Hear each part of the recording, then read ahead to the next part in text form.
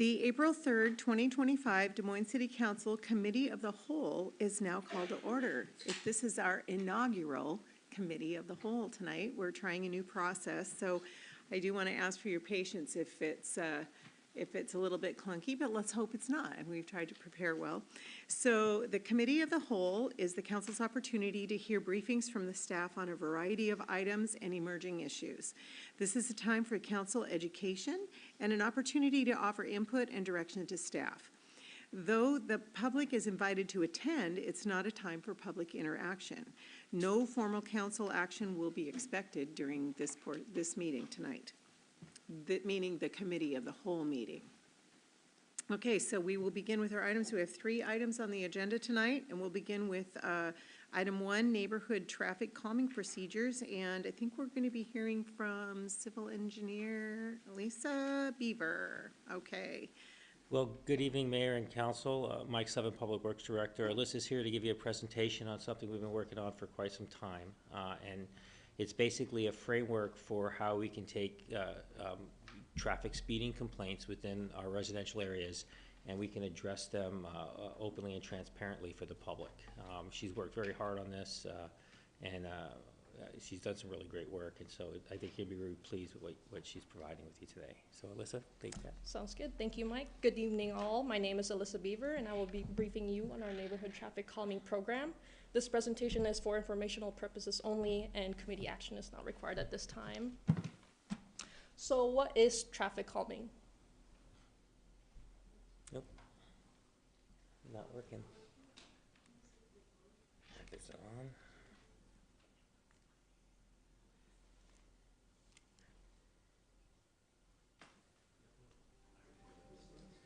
Play it this way?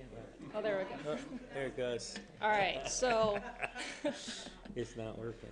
All right, so what is traffic calming? Traffic calming are the use of physical measures along a road to reduce speed and improve safety for pedestrians and motorists.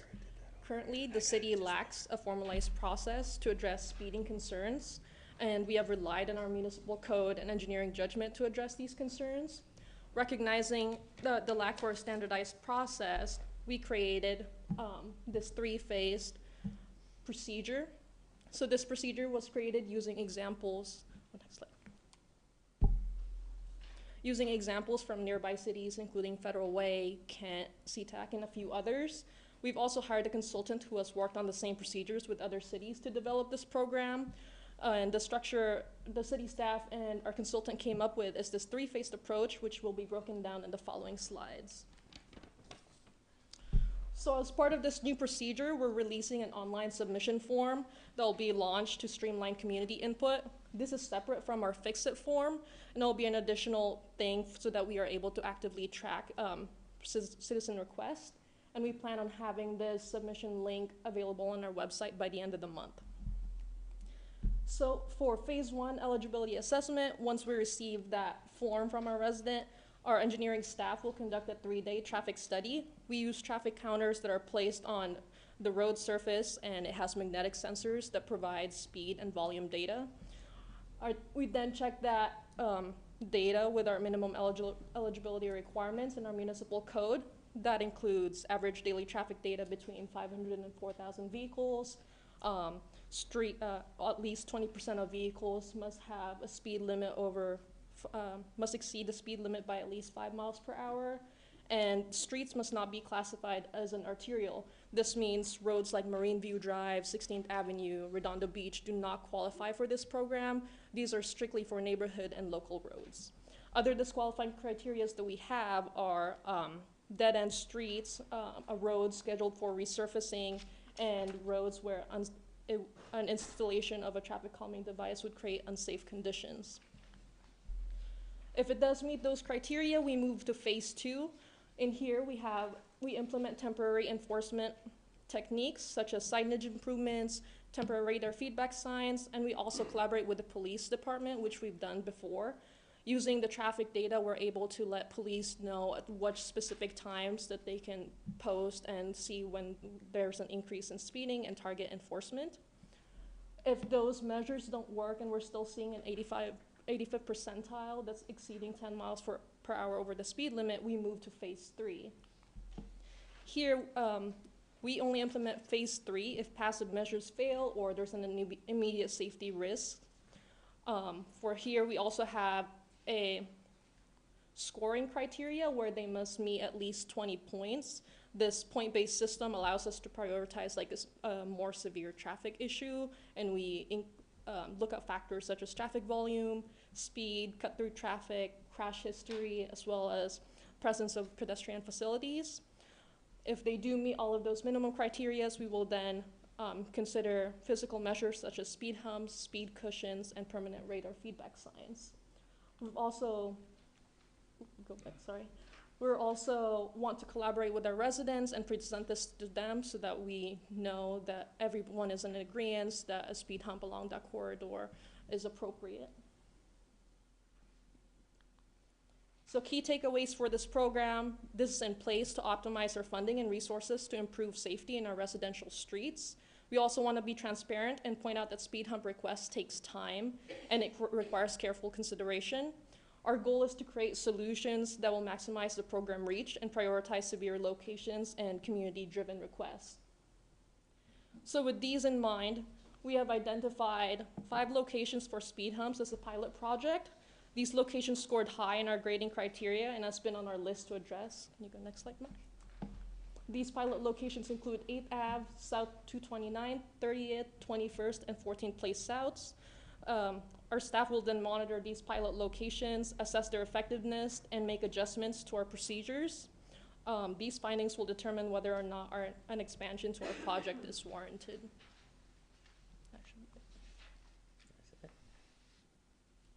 Do you guys have any questions at this time? Deputy Mayor Steinmetz and Councilmember Mahoney, and then Councilmember Harris. Go ahead. Oh, excuse me, one moment. One thing I did not do is recognize attendance. That wasn't on. Do I need to do that at the beginning of the meeting? That would be great. Okay, so one moment. So I am going to recognize, please note that all council members, 6 council members are in attendance physically, and Councilmember Nutting is attending online on Zoom. So all 7 council members are in attendance to this committee meeting, and we're on time. All right, thank you. Go ahead, Deputy Mayor Steinmetz. Thank you. This looks like a great, organizational structure to deal with some of these issues. Just a couple of questions that have come up. How long is the corridor through which the residents are being sent that letter?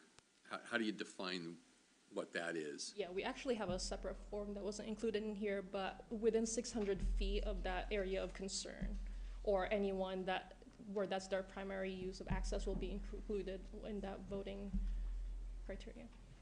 And in some areas, like on 4th Avenue, when you come down the hill, that's a long, you've got a good at least 600, probably even more, of hill there, and if you put a bump on there, somebody's going to get airborne. How are you going to deal with that if you have sufficient requests for calming in that area? So, Deputy Mayor, that's where engineering comes into play, right? So when you do traffic engineering studies, it could be multiple humps at different distances. It could be a traffic circle. There's different solutions you can have. It's not always just a speed hump. It could be numerous ones. We're starting with a speed hump program in the areas that we've picked out here, these 5, because that's an easy way to start the pilot and to pick and to see if the process itself is successful and the community likes it. Okay. Great, thank you. Councilmember Mahoney.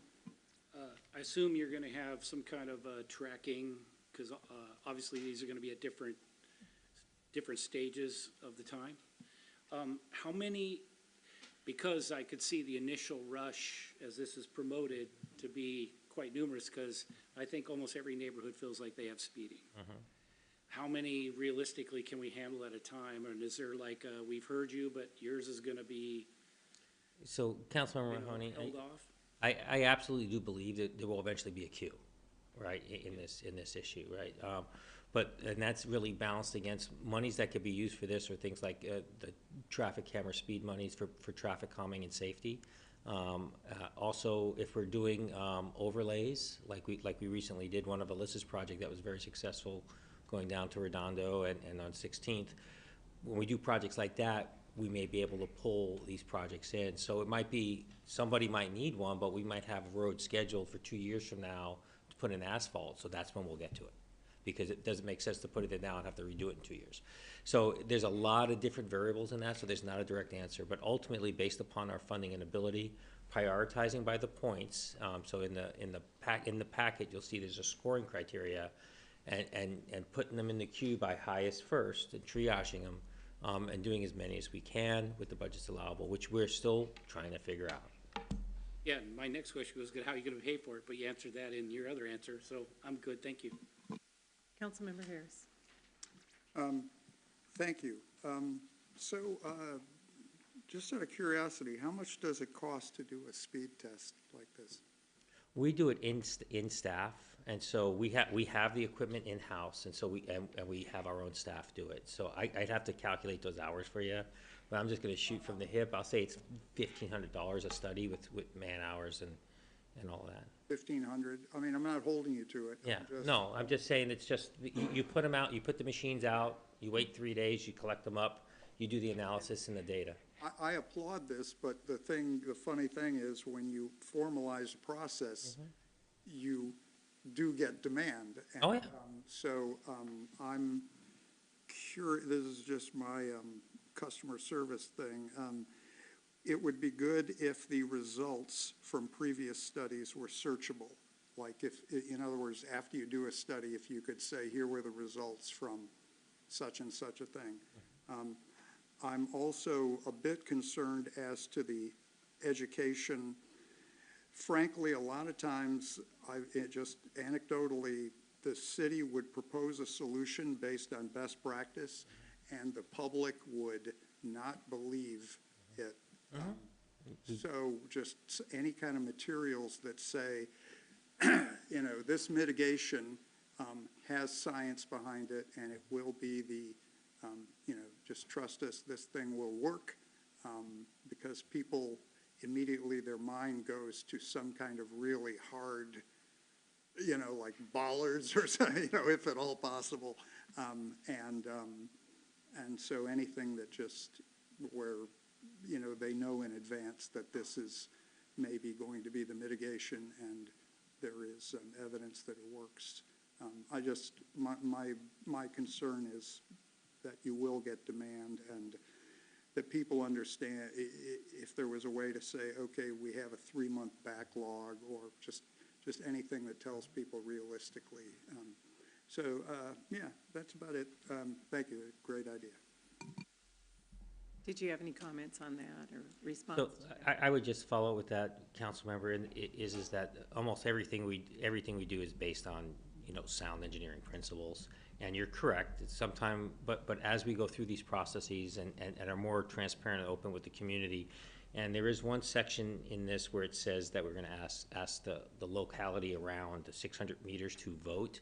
One of the feedback items we've already received is vote's a strong word. It's more of a survey. We're not having a registered vote. It's not gonna be on a ballot. Those were some of the questions that came in. So it's really to get the feel, because you could have a speed bump might be the engineering solution, and going to the community, the 600 feet, we might find that, well, maybe we have people that have ADA access issues and they don't have sidewalk and they don't want a speed bump. So is there another alternative we can do? So it's really a lot of the community having input on that, and taking a look at that, and how can we best meet the community itself, and having that feedback loop or that survey after we've done an engineering design. Is this what you guys want? Hopefully we'll meet some of those concerns. It's not gonna meet them all. No one is ever fully happy, but we will do the best we can. Well, no, just I've just noticed there have been any number of mitigations that really work. I mean, objectively, but people have trouble Absolutely. accepting it. It takes a while before their temperature, and they go, yeah, I guess this thing actually did the job. So whatever metrics we can provide just to, demonstrate. And we will study these, as we implement these, we will study them after and do a before and after, like what we recently did with the cameras on Redondo. Yeah, thank you. Councilmember Grace Matsui. Thank you. Thank you for the presentation. Carrying off of what Councilmember Harris just said, it does say on your Phase 3 engineering that the phase 3 at the very end, that staff evaluates effectiveness, an additional consideration could be a pre and post survey of those residents. How's your traffic now? Is it really bad and it needs calming? And then 12 months from now, is it better? And so not only is staff evaluating that, but maybe the community gets a chance to weigh in as well. My question goes back to, and you might have said this, I'm really sorry, I may have missed it. How did you identify the 5 pilot project locations? Yep, so these came from citizen concerns and also a result of traffic study reports and the highest scoring criteria. Great, okay, thank you. I think I missed that. I know this is a neighborhood plan, but I consistently hear feedback about some of the arterials, people driving down the turning lane on 16th Avenue, like in Woodmont, like all the way down the middle lane to get to the left-hand turn lane. Do those work together, or is there a different report that folks are gonna do for that, or where does someone say, nope, this is gonna go through a different process?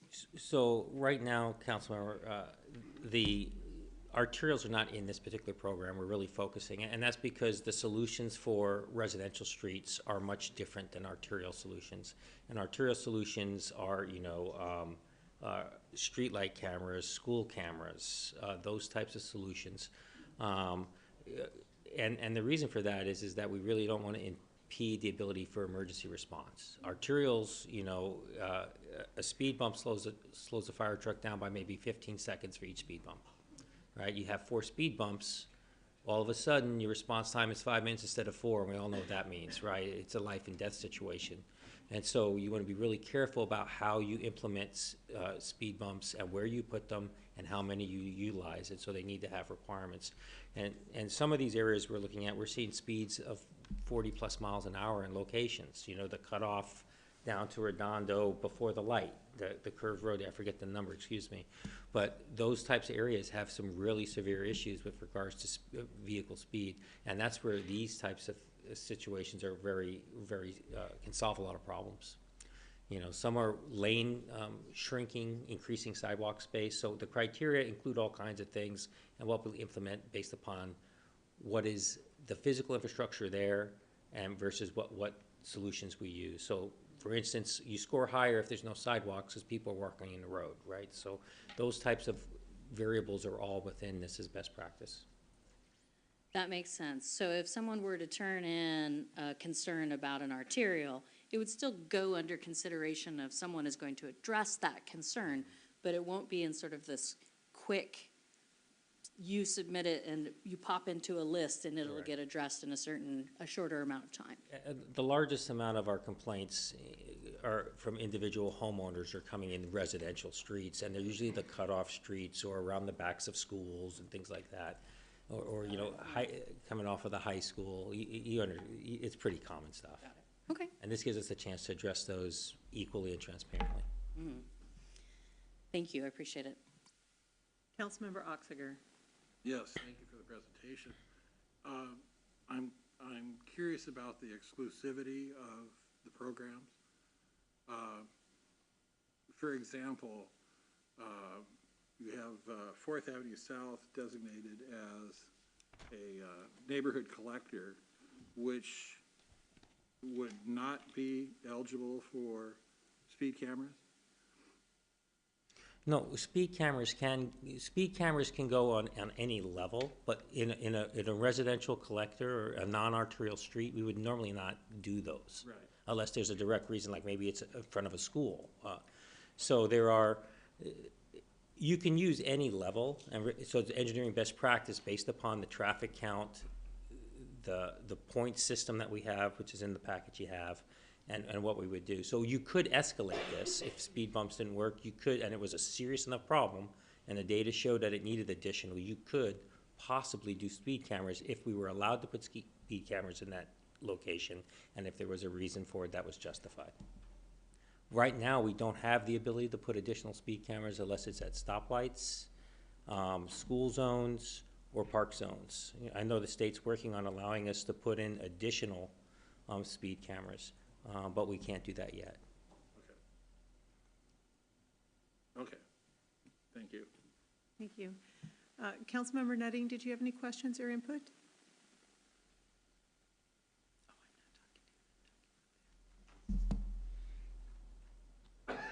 hear me now?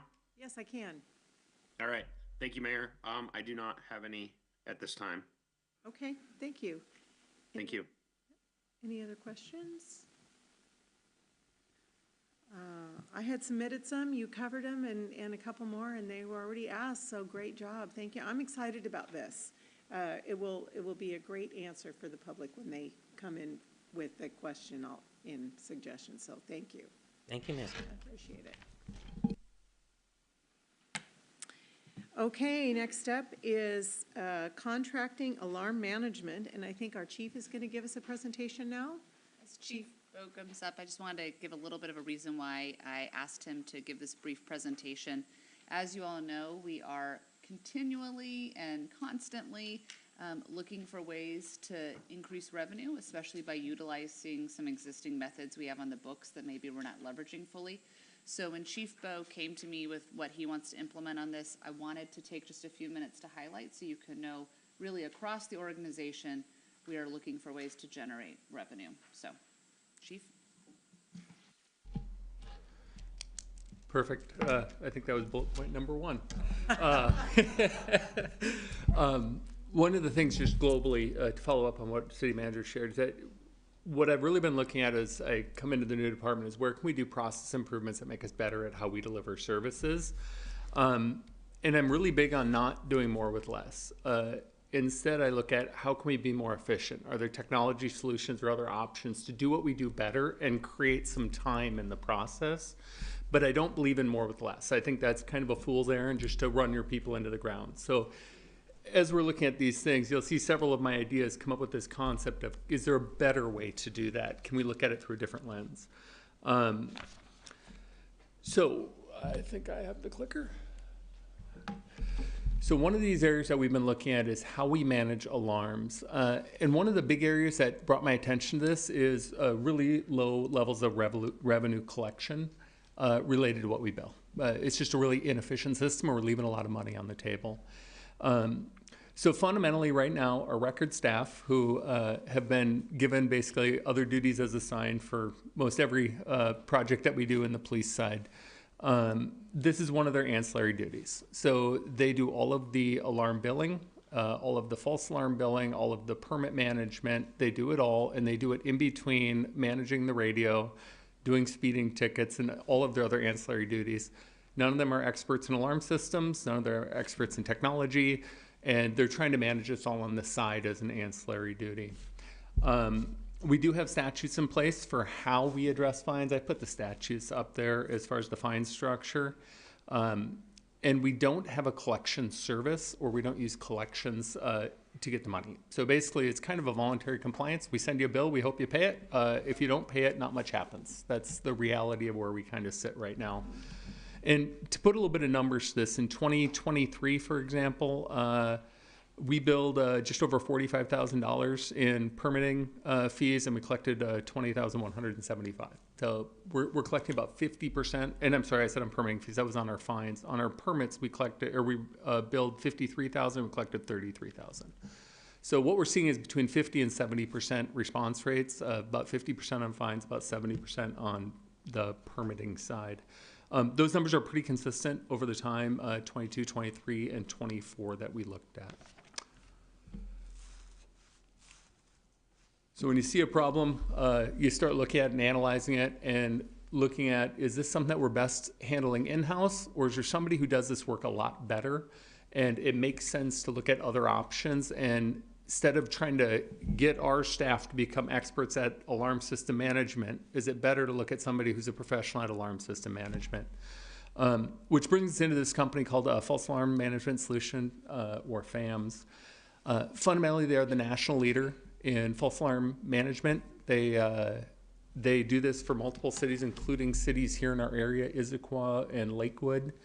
And they are a full service company. So they basically take over, they coordinate with the city, and they take over all of the process from the permitting process, the false alarm management process, working with the alarm companies directly, doing all the billing and collections. They take the entire process over, but we still retain 100% control. So somebody can still walk into my office and say, I want to contest this, and I still can go in and manage that individual thing So we don't give up any control per se. What we do is professionalize the entire process. I think I hit everything in there. And then there's a couple of efficiency components in this, just since we talked about traffic calming a minute ago. One of the things I've heard tasked to me from various sources is there capacity with additional cameras if these options become available to us? And that is one of the things I'm looking at, is where can I find some staff time if we're going to do camera management. The same people doing camera management are also doing false alarm management, and what this does is also eats back a little bit of our time. So just something to think about is I'm looking at this also, where can we find time with our employees for other projects that we need. So I talked a little bit about the company, 20 years in service. They are 100% cloud-based, 100% online-based as far as their data and records retention. They are cloud certified for Microsoft, and I can't remember what the exact certification is, but it's the same one that we use for evidentiary processing. So they have never had a breach of data in their history. They also have direct connections to every major alarm company. So they communicate directly with the alarm company on who are the new customers in your jurisdiction. They send the bills, they assure compliance with getting your alarm registered, and they take care of all of that on their end, all through their relationship and connection. One of my other big things is that I'm very big into the service we provide to our customers. So they go through and do a completely customized system and a completely customized dashboard for our customers. So when a Des Moines resident goes in, they will have a very specific experience, including video tutorials on how to access their system, how to manage their system, things that quite frankly would be extremely labor intensive for us to put together and build out. That's part of what this company offers in this holistic solution. And the question always is, what's the cost? So as I said before, right now we're collecting between 50 and 70% on our build fees. This company takes a 27% cut of your billing, and that includes all of their processing for everything, including up through collections. What we find in their history, when you look at the white paper that I submitted to you, is they actually end up having much greater alarm permitting fees and much less alarm violation fees, because when you actually force people to pay the fees, they tend to be more efficient. One of the other things that was interesting when they were doing some statistical review is if you look at our alarm, like 2022, for example, our false alarm billing on registered alarms was $3,100. Our false alarm billing during the same period on unregistered alarms was $14,400. So people who aren't registering their alarms are not maintaining their alarms, they're not paying their fines. It's the same structure. So having a much better process on the front end will result in less false alarm calls, but also result in a much more efficient system for having people register their alarms and maintain their alarm system. So it's kind of a lot of wins across the front. We did do some due diligence and just called the agencies locally that are using it, and all of them are extremely happy, satisfied with the service, and said it's great. It's just kind of taking a load off their police department and their records units, and they get the benefit of the time given back to their entity. So where are we at in the process? We are at the very top left corner of evaluating the contract. So we have reached out to them. They've started to do some data work. It is about an 8-week onboarding process to build out the custom solution for our city. And we're kind of at the front end of that, of working the contract negotiation and looking at our data. And then we will work towards the implementation over the course of the next several months. So that's where we are at with this today. And I was told to say to 5 minutes, and I believe I'm right on time. Any questions for me? Okay, Councilmember Grace Matsui, and then Councilmember Harris. Thank you. I appreciate hearing more about, especially about something that would encourage greater compliance, which is one of the things that would be a good goal here. Is this a contract that went out through an RFP? It did not. And is it under the threshold that we can sign without doing an RFP? It does not need an RFP. Great, that's exciting. Thank you very much. I like to hear that. Let's see here. I'm looking at the fines, $200 fine for failure to register, and in the code, it looks like those fine levels were set in 2006. And I'm gonna hand this over. We have talked a little bit to the city attorney about this, and I have to be honest, it was Chief Stanton that was working on fine structure. Did you talk to him about that? Was that Matt? Yeah, our code is old, and so I think the second piece of that chart there, it's at the very end, Chief. The colorful chart there. Yeah, it's the ordinance. So if the council were to execute this contract, we've already, legal has started reviewing our existing ordinance, but we don't want to put a lot of time into it until we're aware if the council wants to actually switch. And so there are items in there we would need to make sure when we're referencing, like the chief of police will do this if there's actually a different organization doing it. So we would go through that. We would also look at the fines, the fees, all that stuff, which are antiquated. But we'd also want to look at our neighboring jurisdictions because maybe everybody's still at that amount. So, yeah, there's some work to do on the other end if the council would like to move this forward. Great, thank you. I think in the fall, we had talked about putting in some sort of automated review of all of our fee schedules across pretty much anywhere, whether it's permitting. And we, at the time, we were like, yes, we could do that, but we didn't codify it. And so I think this is also a good opportunity for us to go, we could do these each one at a time, or we could put ourselves on some sort of schedule and say all permitting fees will be reviewed with some sort of regularity. Because it looks like the registration fee barely costs the amount it takes to plug it into a, like, spreadsheet. Yeah. You would have to work pretty fast to make sure that you weren't losing money each time you registered. And hopefully now, when you farm it off to a third party, that's not money that's coming out of your time, but it is not really very high in terms of paying for itself. Thank you. Thank you. Another question? Any other questions for the chief? Okay, Councilmember Oxiger and then Councilmember Harris. Yes, thank you for the presentation, Chief. Thank you, sir. Is there, do the alarm companies that are operating in the city have to register with the city? So the alarm companies report their customer database list to our records unit. Our records unit then has to match that against registered alarms in a spreadsheet and then individually bill customers who are new customers who are not on the corresponding list. So it's a fairly manual process right now as far as how we do it. But yes, the alarm companies send us the list of their customers. But they're required to? I believe so. So we are then essentially have access to their databases as to who they're serving. I would have to bring in somebody who does the actual work. I will be honest, I've never touched an alarm verification list. I've never touched the list. My understanding is that they get a list submitted to records. It's Michelle and our records supervisor who then transcribes it, puts it in to her existing database, and then they bill out the permitting from that shared database. That's my understanding how it works. I have never touched the database. My point is that do we have an accurate list of all the people who have alarms in the city? I don't know that I can say that for sure. I think going through this process can also help us clean that up.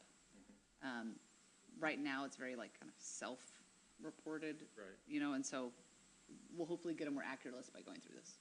Okay. Great, thank you. Yes, sir. Well, thank you. You, maybe I heard you wrong. You used the number 45,000. And what was that, fines?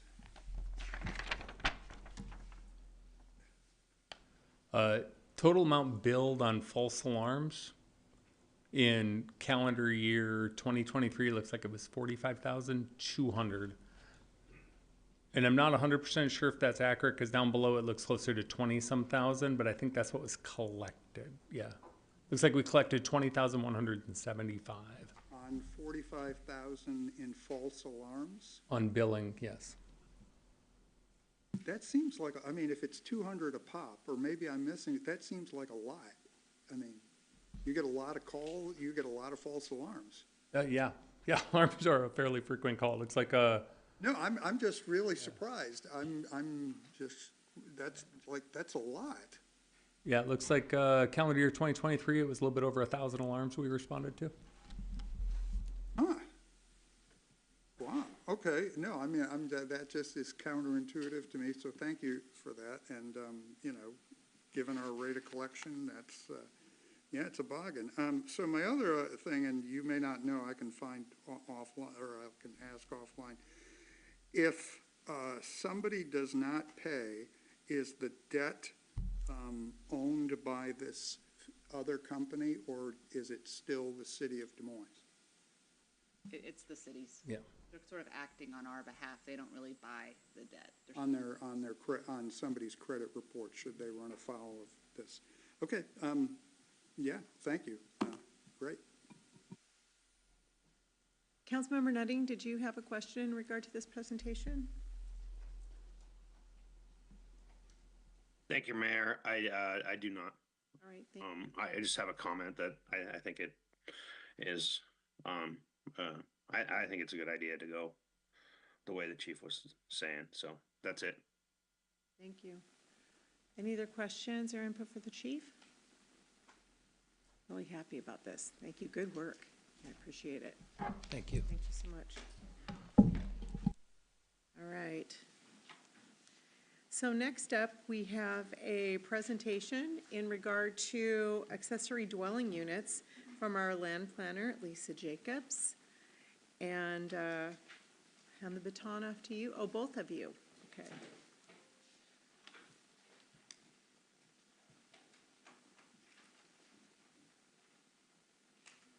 Alicia, just make sure you turn on your mic. Oh, yeah. Hi, everyone. I'm Alicia, land use planner for the city. Today, we'll be talking about the ADU regulations update, which is required by HB 1337. So, Can you speak up a little louder? We can't hear you in the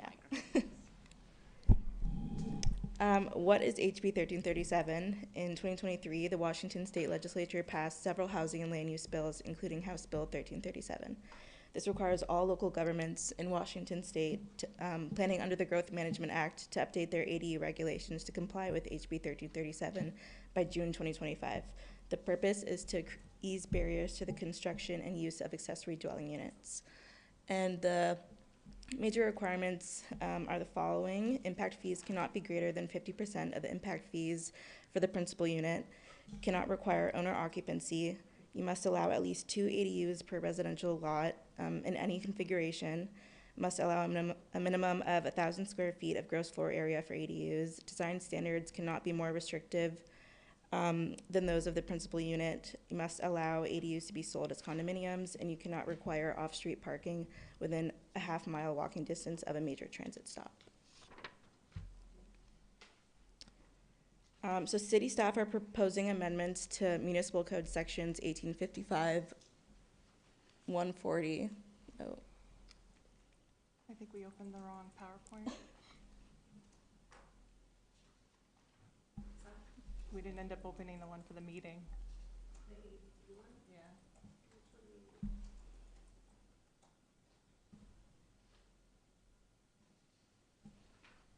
Remember we had a packet one and a meeting one?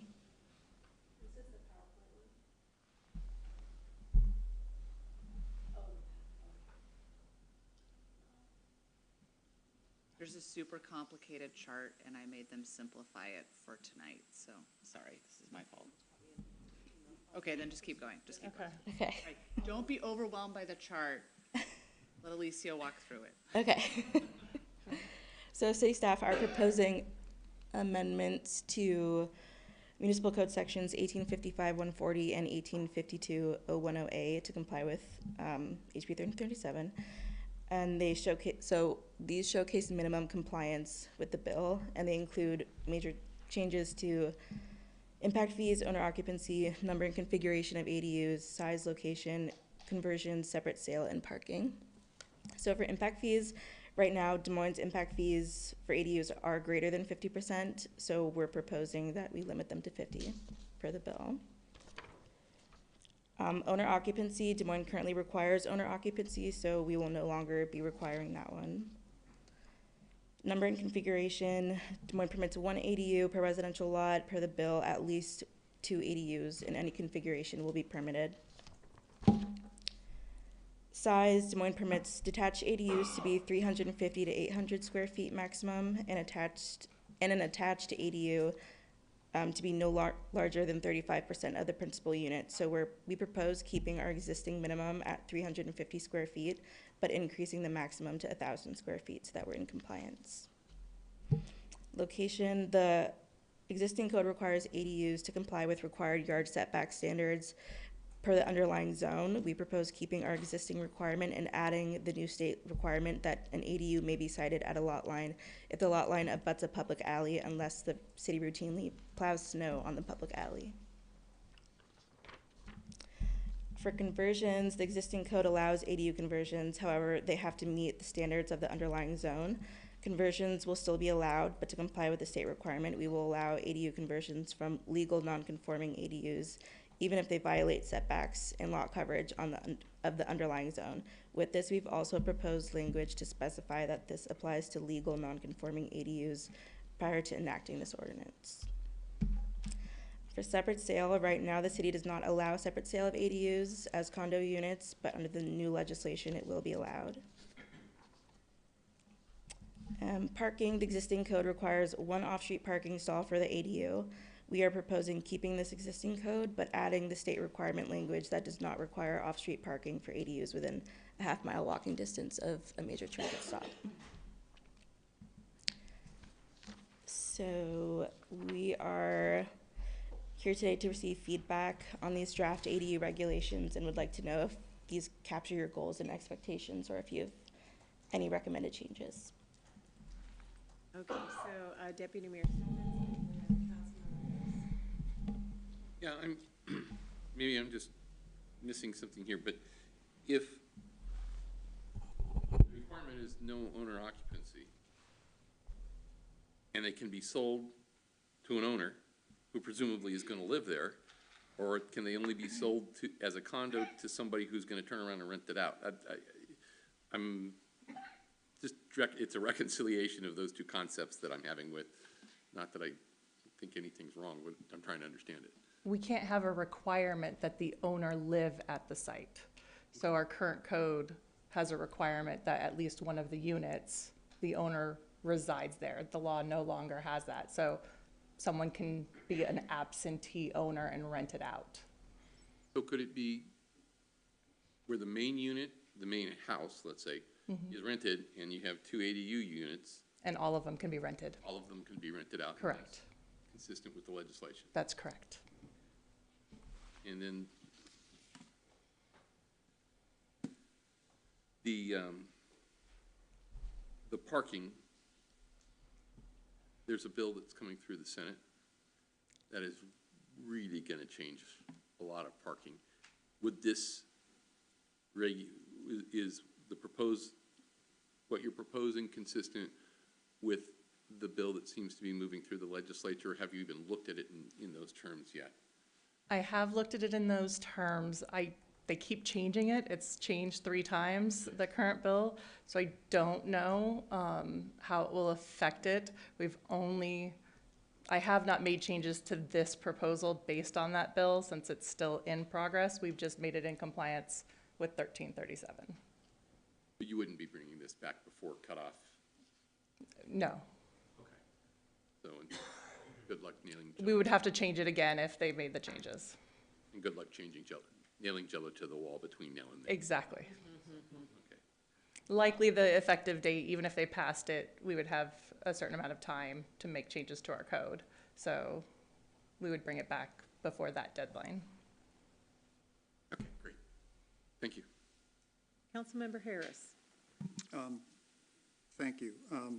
Just, if it were strictly up to me, I would have no parking requirement for these ADUs. However, I'm mindful of the fact that that might shift things to on-street parking. So I'm concerned that if that's the way the legislation goes or something, are there some things in another part of the code involving parking or traffic enforcement that would allow us some flexibility. There's no kind way to put it other than I don't want to overload the street or have no parking space but 12 vehicles on somebody's lawn. That just drives a lot of people insane. So whatever flexibility, but a lot of people really do not want to offer, more parking. They want to be able to have ADUs, and it's not an issue. So if there was some way to, the other thing, I'm sorry, did you have a? It would fall under any standard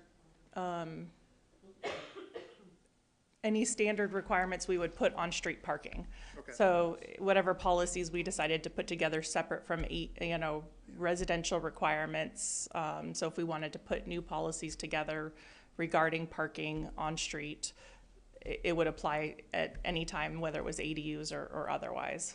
I've just heard from several residents that they would prefer to not have a parking requirement, that would be a deal breaker for them. The other thing,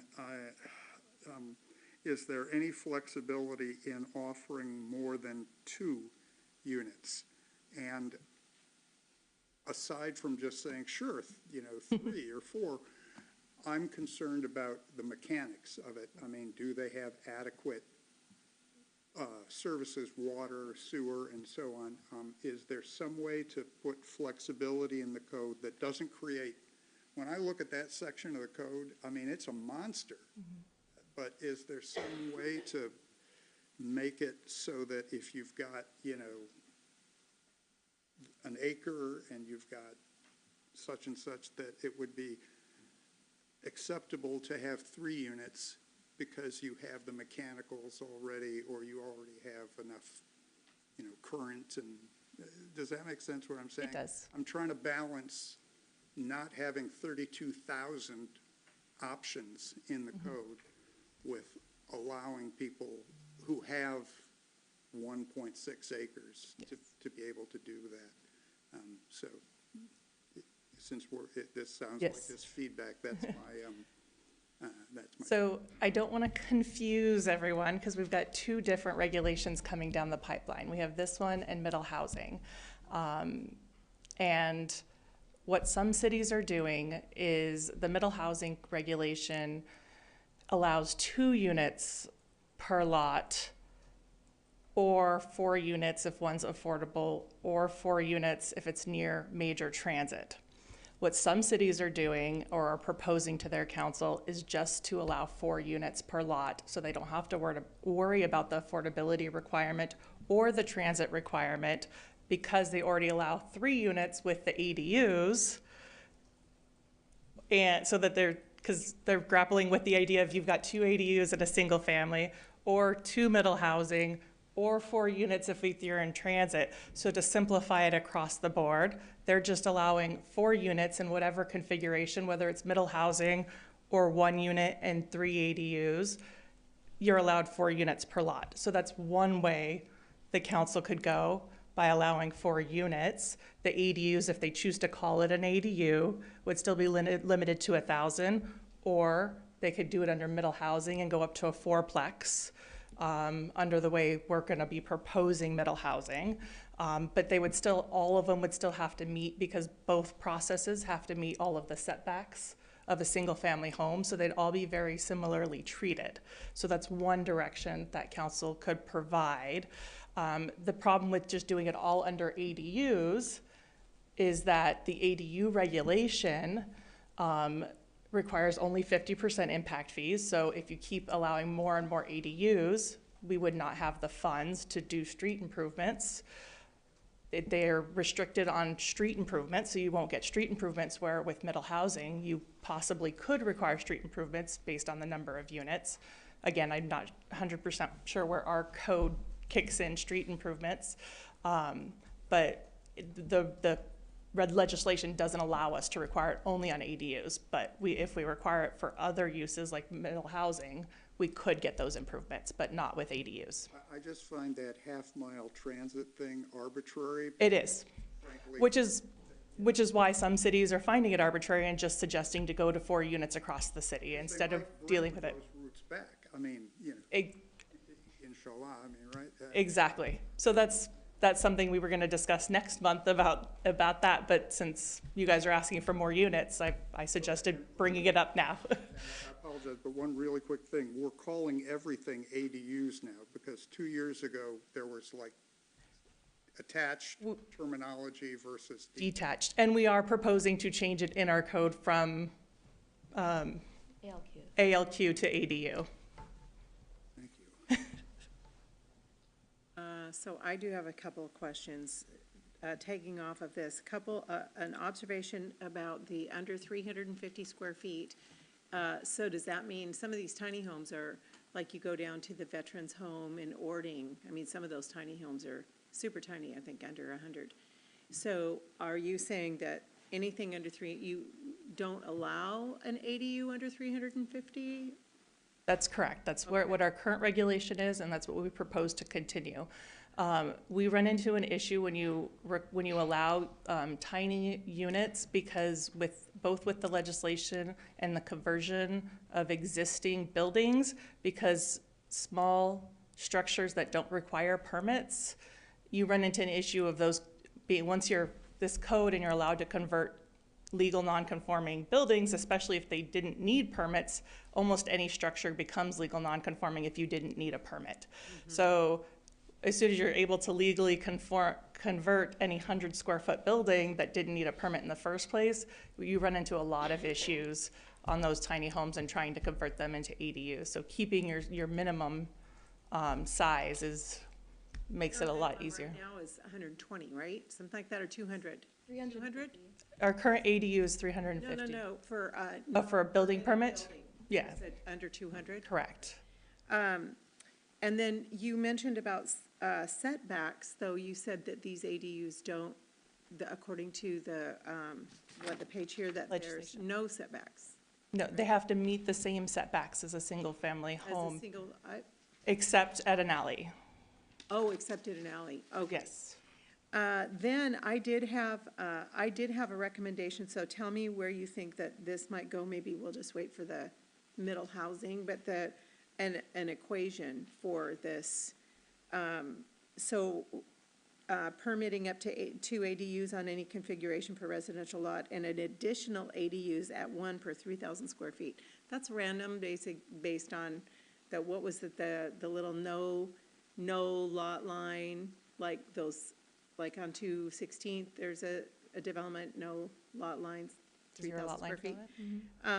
And over 7,200 square feet. So 7,200, single-family residential, 7,200.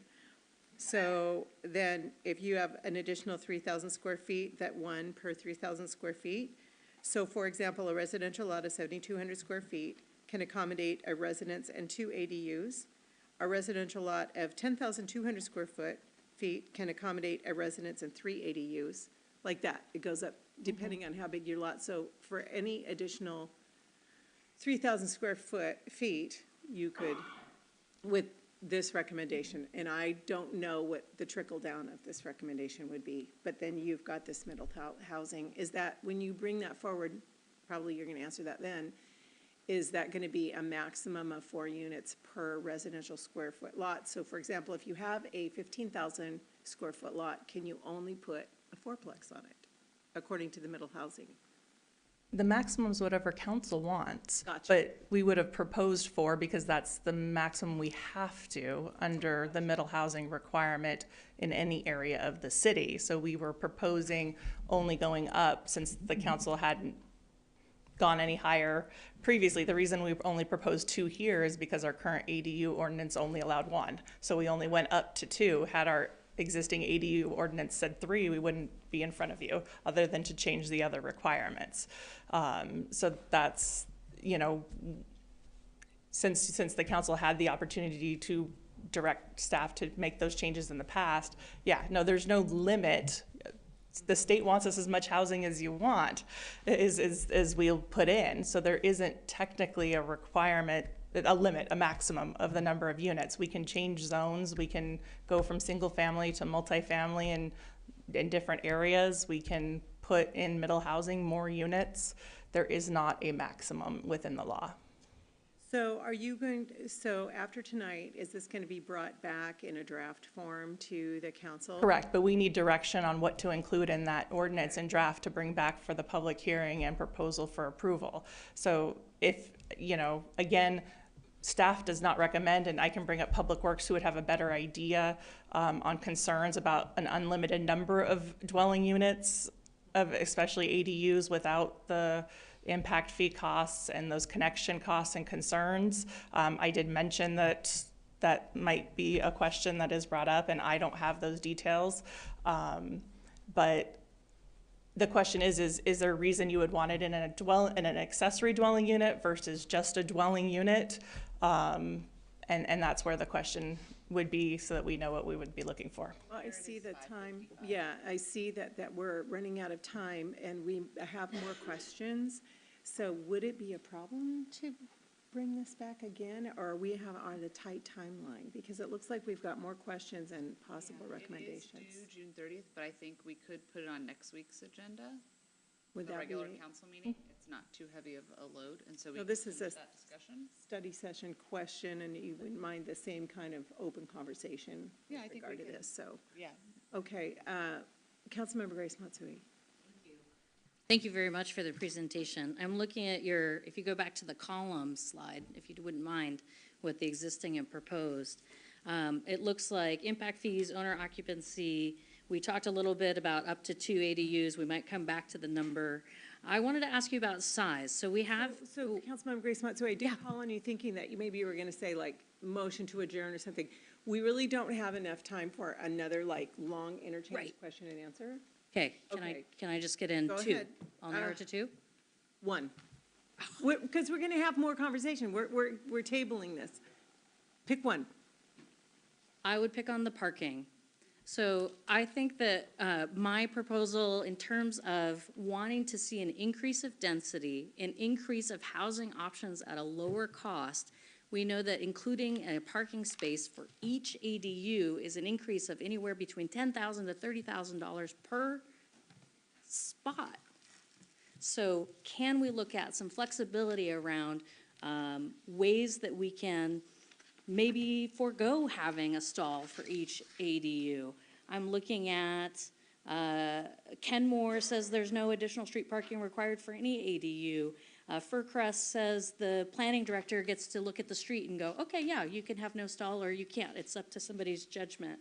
The Sumner says if it's a garage conversion, we don't need extra parking. So I'm just looking for some flexibility there instead of a flat, like all cases, you have to build 2 if you're 2, you have to build 1 if you're 1, because the expense is prohibitive. I would love just to give you some thoughts on that. So it looks like she was just giving you input. So we Is are. there flexibility Yeah. on that requirement? Yes, the law again only limits us to not requiring more than 1, so we can put less at any time. Okay, so we are going to take a break really quickly before our meeting starts, and I would like to start it at 6:05 if we can. And we are going to put this subject on the city manager's report next week, so we can have a little more open discussion and lengthy open discussion. So feel free to bring back even more thoughts next week. And is that all right? I would like to start at 6:05. All right.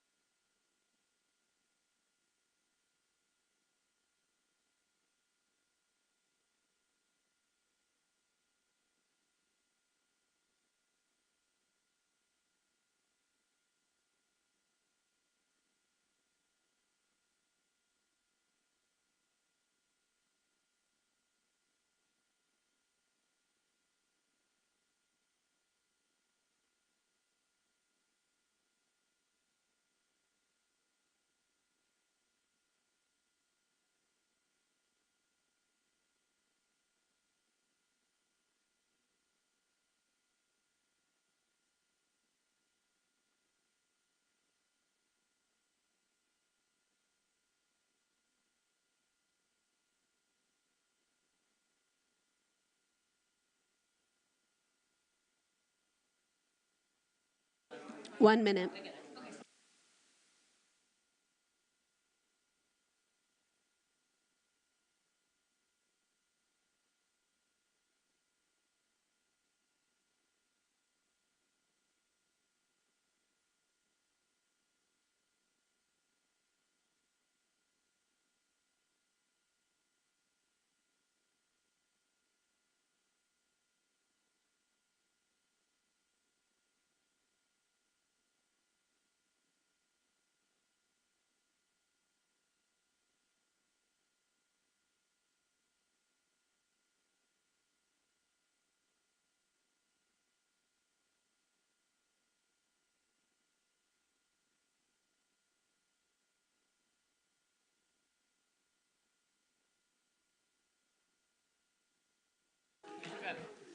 Okay.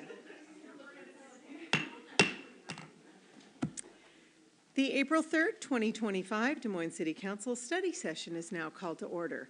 Councilmember Harris will now lead us in the pledge. Please stand if you're able. I pledge allegiance to the flag of the United States of America and to the republic for which it stands, one nation, under God, indivisible, with liberty and justice for all.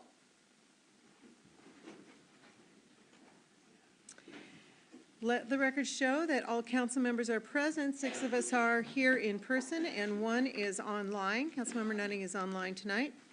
So to all the public joining us tonight, welcome and thank you. Appreciate you being here. For those watching online or on Channel 21, please know that we cannot attend to our phones during the meeting up here at the dais. However, if you do experience some technical difficulties while watching, please email cityclerk@desmoineswa.gov. So do we have any correspondence not previously received by council? No, Mayor. Thank you so much. Okay, so now it is time for public comment. Because this is a study session, we will just be hearing comments that address items on the agenda. Other subjects can be heard at a regular meeting. We ask that you keep your comments respectful, and please recognize that any person speaking or acting in a way that's disruptive to the meeting will be asked to leave. You will have 3 minutes to speak. Please state your name and city of residence when you come to the podium, and we have Barbara McMichael. Come on up, Barbara.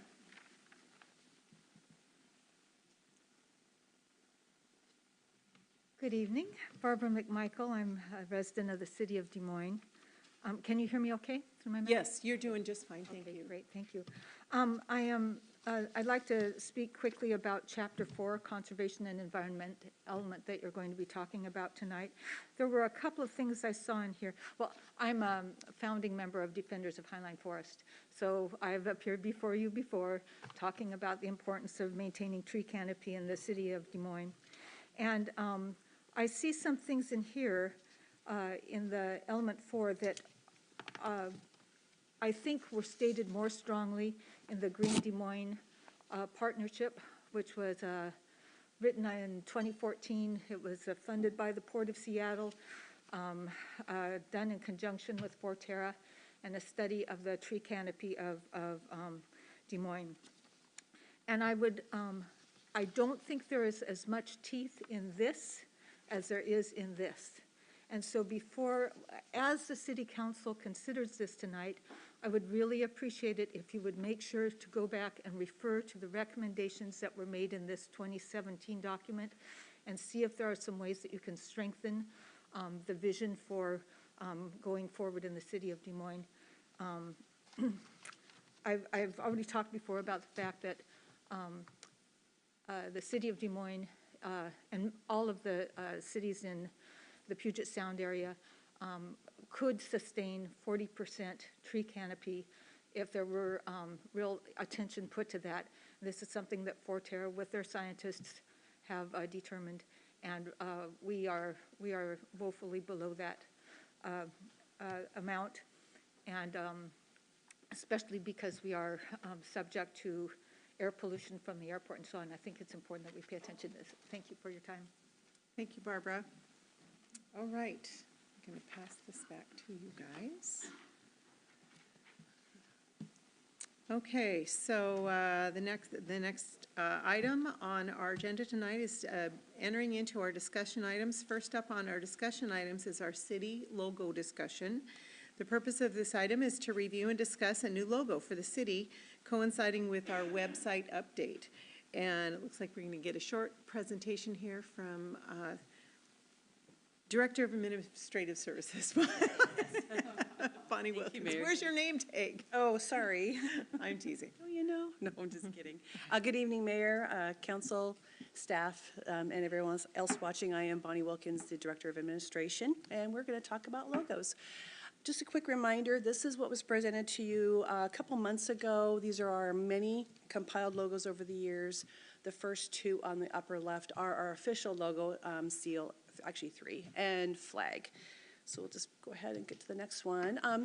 Great street sign. Just wanted to remind you again that all of our street signs are already kind of tagged with that ship logo and the different colors there. So,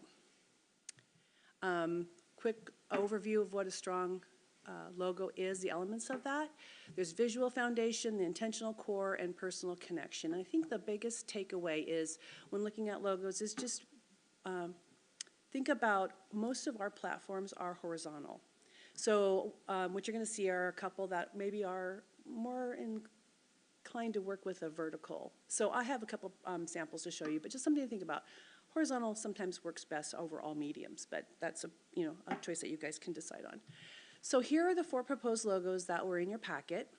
We did have a company that put these together for us, and we continue to work with them, and we will after you guys decide on one with the colors and what have you. And we can come back to this, but then we're going to go ahead and look at color palettes. This is also in your packet, and we can come back to this as well. But what I wanted to do is kind of show you examples, real rough. I mean, I'm not an expert at putting all this together with the different, I guess, creative platforms, so to speak. So we just kind of threw some stuff up there to kind of show you the differences between those circular ones, which are more vertical, and the more horizontal ones that would actually lay better on our, letterhead, on our website, and what have you. And we can come back to all these too. I'm just kind of running through this so you guys can get to the discussion part. And again, as I said, I'm not an expert, and these aren't the best colors I see, but we kind of did a little creative, working on our own. We took the element number 4 wording and the concept number 1 ship and kind of mashed them together. The upper left is grayscale, and then of course over to the right is actually red, white, and blue. It's kind of hard to tell. Below it's the green, the red, and the white, and then the yellow and the blue with a black base. And what you see here is, let me see if this little clicker guy works here. This would be like the total combined logo. This could be used across a more horizontal platform. And here you could actually pick it apart. And you could have this as a standalone part of the logo, and this is a standalone part of the logo, all being that this is the combined logo. And that is my presentation. All right. So, thank you. And I'll have a seat, so just call me up if you need me. Okay. So if we can go to, well, it's right there. I was going to say page 53 in the packet. So I did send you a list of bullets of, keep this in mind when you come. We're going to come to the dais up here. We're going to try and move through the discussion. My first question, is there a council member that would not be satisfied with anything at all on this page? Councilmember Nutting, can you see the proposed logos on the screen?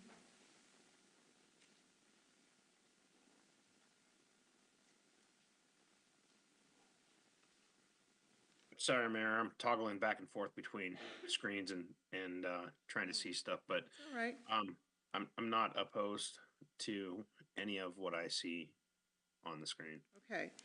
So, I guess then what I would like to do is if we can maybe ask each of you, what are your preferences in order? And I'm going to try and, or somebody could try and give a value of 1 to 4. 1 is your least favorite. 4 would be your most favorite. And then we can see if there's something that floats to the top as far as favorite logos. Let's go down the line. Deputy Mayor Steinmetz. I like, concept 4, that would be my first.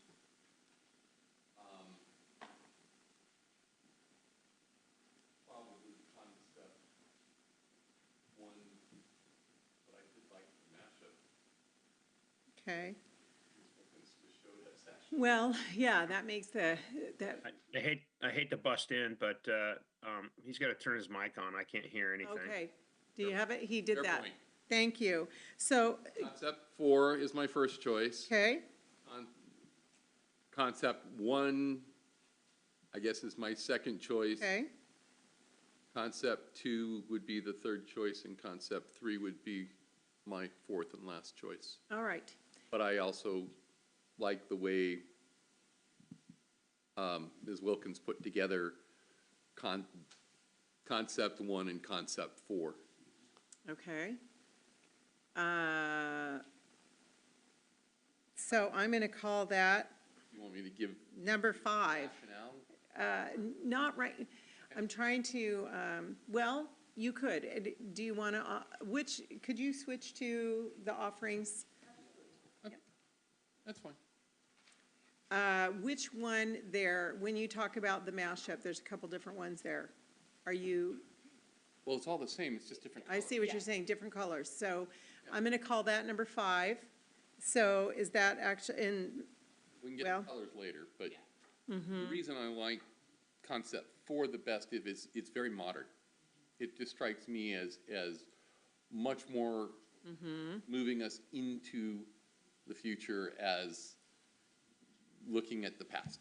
And so that's what really caught my eye about number 4. okay. So for the sake of the discussion, could we call the number 4 like 4/5? They're very similar, just a different sailboat. So I'm going to call it 4/5 is going to be one of the choices, and that's your favorite. So Councilmember Nutting, or no, Councilmember Oxiger, you're next. Do you have, with those in mind, your favorite one, second favorite, third favorite, like that? If you could help me out there. Do you have one? Well, I think concept 3, because it maintains the sailboat, we don't have to change all those sailboats on all those street signs. Okay, But the one thing throughout all of these is that what you want to do with the ideal logo has no verbiage. There are companies that work forever to get to that point. Pepsi, for example. You know, you see that Pepsi ball and you know exactly what it is. That's the ideal, and it takes a long time to work towards that. But the other idea is you want to minimize the number of words. And so I think that on concept 3, we can drop the words city of, and you're down to 5 words. Whereas the rest of these are running at 8. concept 4, you could do the same. Concept 4 is, yeah, same. And you could do it on the circles too. You just, Do it on a circle. you just reduce font, right? Reduce words, okay? Reduce the number of words. Okay? Okay. So you like 3 is your favorite. What's your second favorite?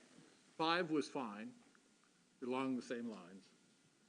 But Meaning 4/5, okay?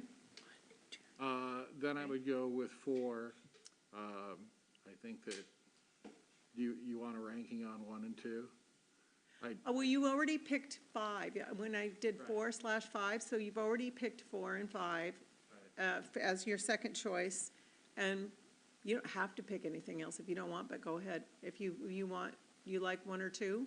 I'd say 1 or 2 are abominations, so. Okay, I'm just not even gonna give any score at all to them, that's fine.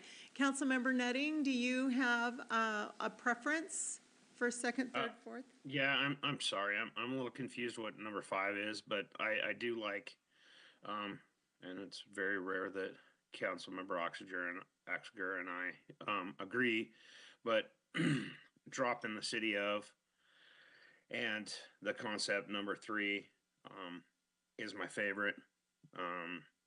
Agreed. I don't think we need to start changing all of our street signs, but I do like the boat. And I'm not a big fan of 1 or 2 or 4. So there you go. Okay, so I'm just going to give 4 points to that one, and it seems like nothing else was let me ask you this. Since you did like the boat and it met, and with concept 5, they put that same boat into concept 5? See that same boat? Well, which is concept 5? I've got the PowerPoint in front of me. They did not include it in the PowerPoint. Can you see the screen? It is. Oh, it is? Last page.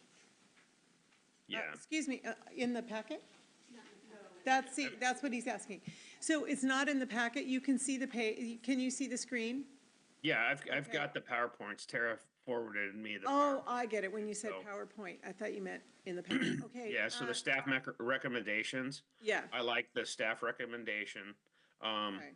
I don't like the grayscale, the red and green, or the I don't know. It's showing up as a yellowish tan. I like the red, white, and blue, and just dropping the city of. We can talk about the colors in a moment. Thank you. All right, 1, 2, 3. Councilmember Grace Matsui. Well, yikes. Okay. Going third means you can't pick the abomination. Oh my gosh. I will say I agree that less words are better. And so I like the idea of dropping city of and even Washington. And I think about all the cities that are city of Springfield. Did they say Illinois, Indiana, Missouri on their logo somewhere? Because there's a ton of cities named Springfield. There's like about 3 dozen, I'd say. So I just don't think the Washington is needed, and hopefully the sailboat will tip people off. And Des Moines, Iowa's logo has their big arch on it, and it doesn't look like this. So I am happy to be the outlier and say that I like concept 2, because I think it kind of is a realistic, it's like it's got water and you could put a sunset behind it, but I will bow to the will of the people here who think maybe that one's not so great. I would tweak it. My second choice would be concept 4, if we could soften the sails a little so that they were a little bit more sail-like in that leftmost. And I'm thinking of, y'all know the wall that you see when you're coming down 216th, right when you hit Winston's Auto, and also up at the top of 216th, where it's got those abstract sail-type shapes that are in metal. But I think when you look at them, that's a sail. I think that first one could be a shark fin. Maybe we could go for that. But it is very angular. And so I kind of like the swoopiness of the sail a little bit better. But again, and then I'll go with concept 3 as third and number 1 as 4.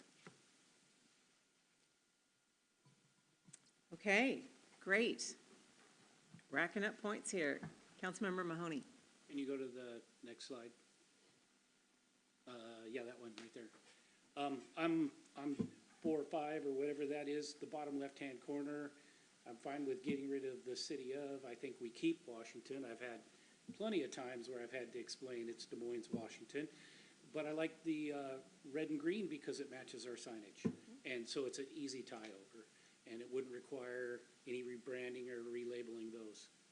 That's what you got. That's all. So I that don't was even your want to only consider choice. the others. Yep. Okay, all right. Councilmember Harris. Thank you. So at the risk of, going into anathema beyond abomination, I like 1, frankly, and I do not like 3 and 4 because the font is the same font that Normandy Park uses.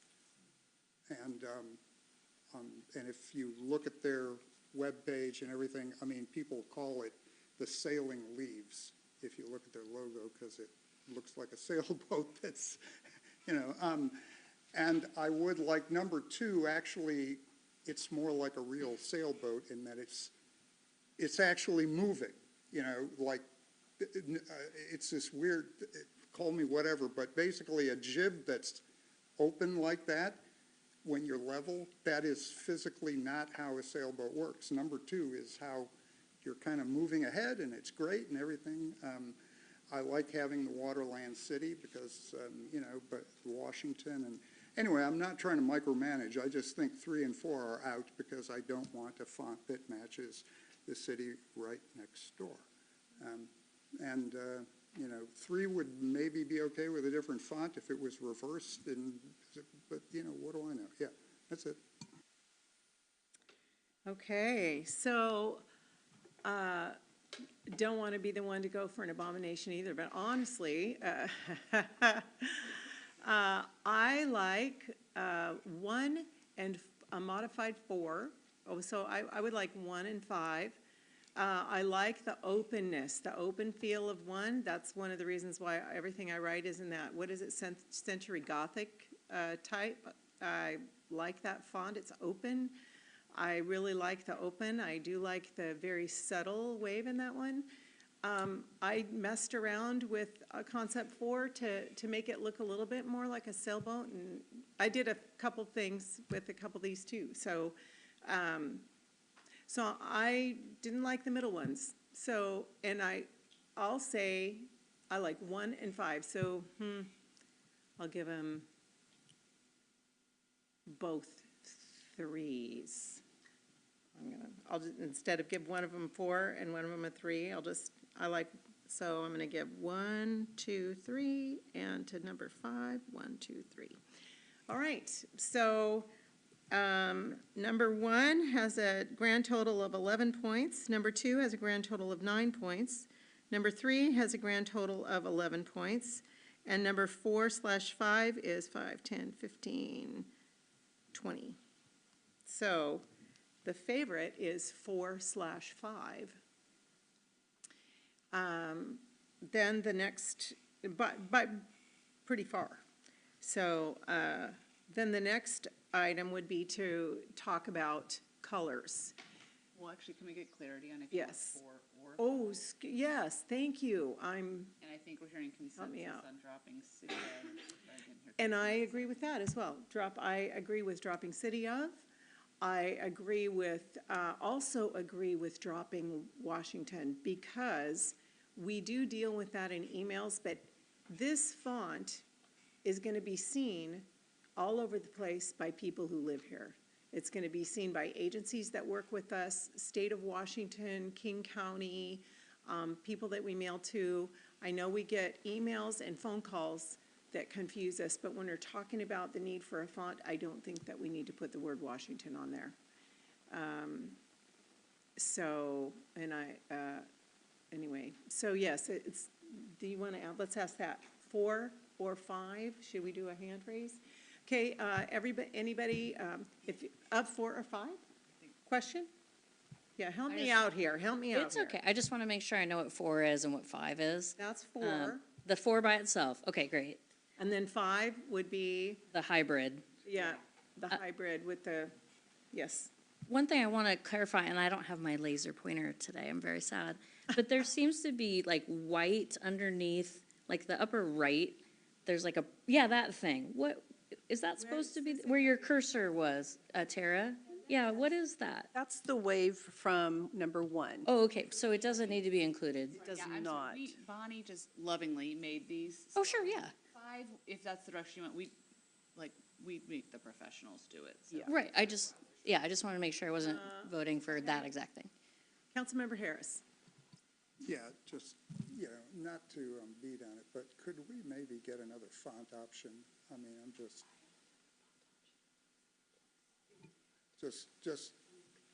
think about it, that's it. Yes, and the mayor actually also played artist along with Bonnie.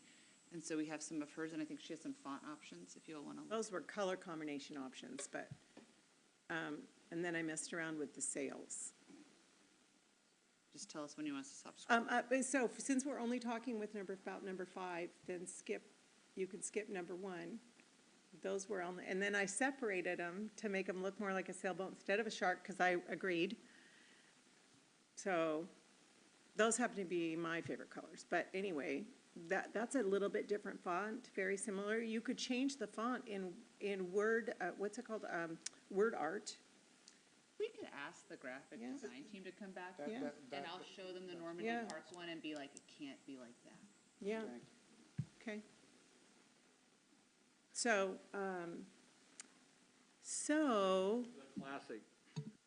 The classic font that people use is Times New Roman? Futura. Futura, okay. So, all right, so is this the one that everybody kind of, oh, we didn't vote on that yet. So 4 is a little bit more modern. 5 took the standard sailboat. So if you like the more kind of modern, not the classic sailboat, go ahead. No, I just want you to stay in one place. I'm on my. Getting dizzy there. Yeah, so number 5 is which? Number 5 is the standard sailboat, traditional sailboat. That's number 5. Okay, so the upper left. Yes. I'm just. It's upper left. Upper Yes. left. Over I'm here, just yes, trying to sorry. keep my thing. Okay, that's number 5, and that got the most votes?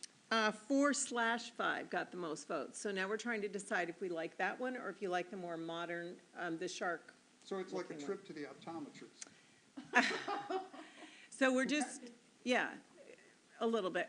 We're just trying to say, since by far this concept got 20 votes versus 9 and 10 and 11.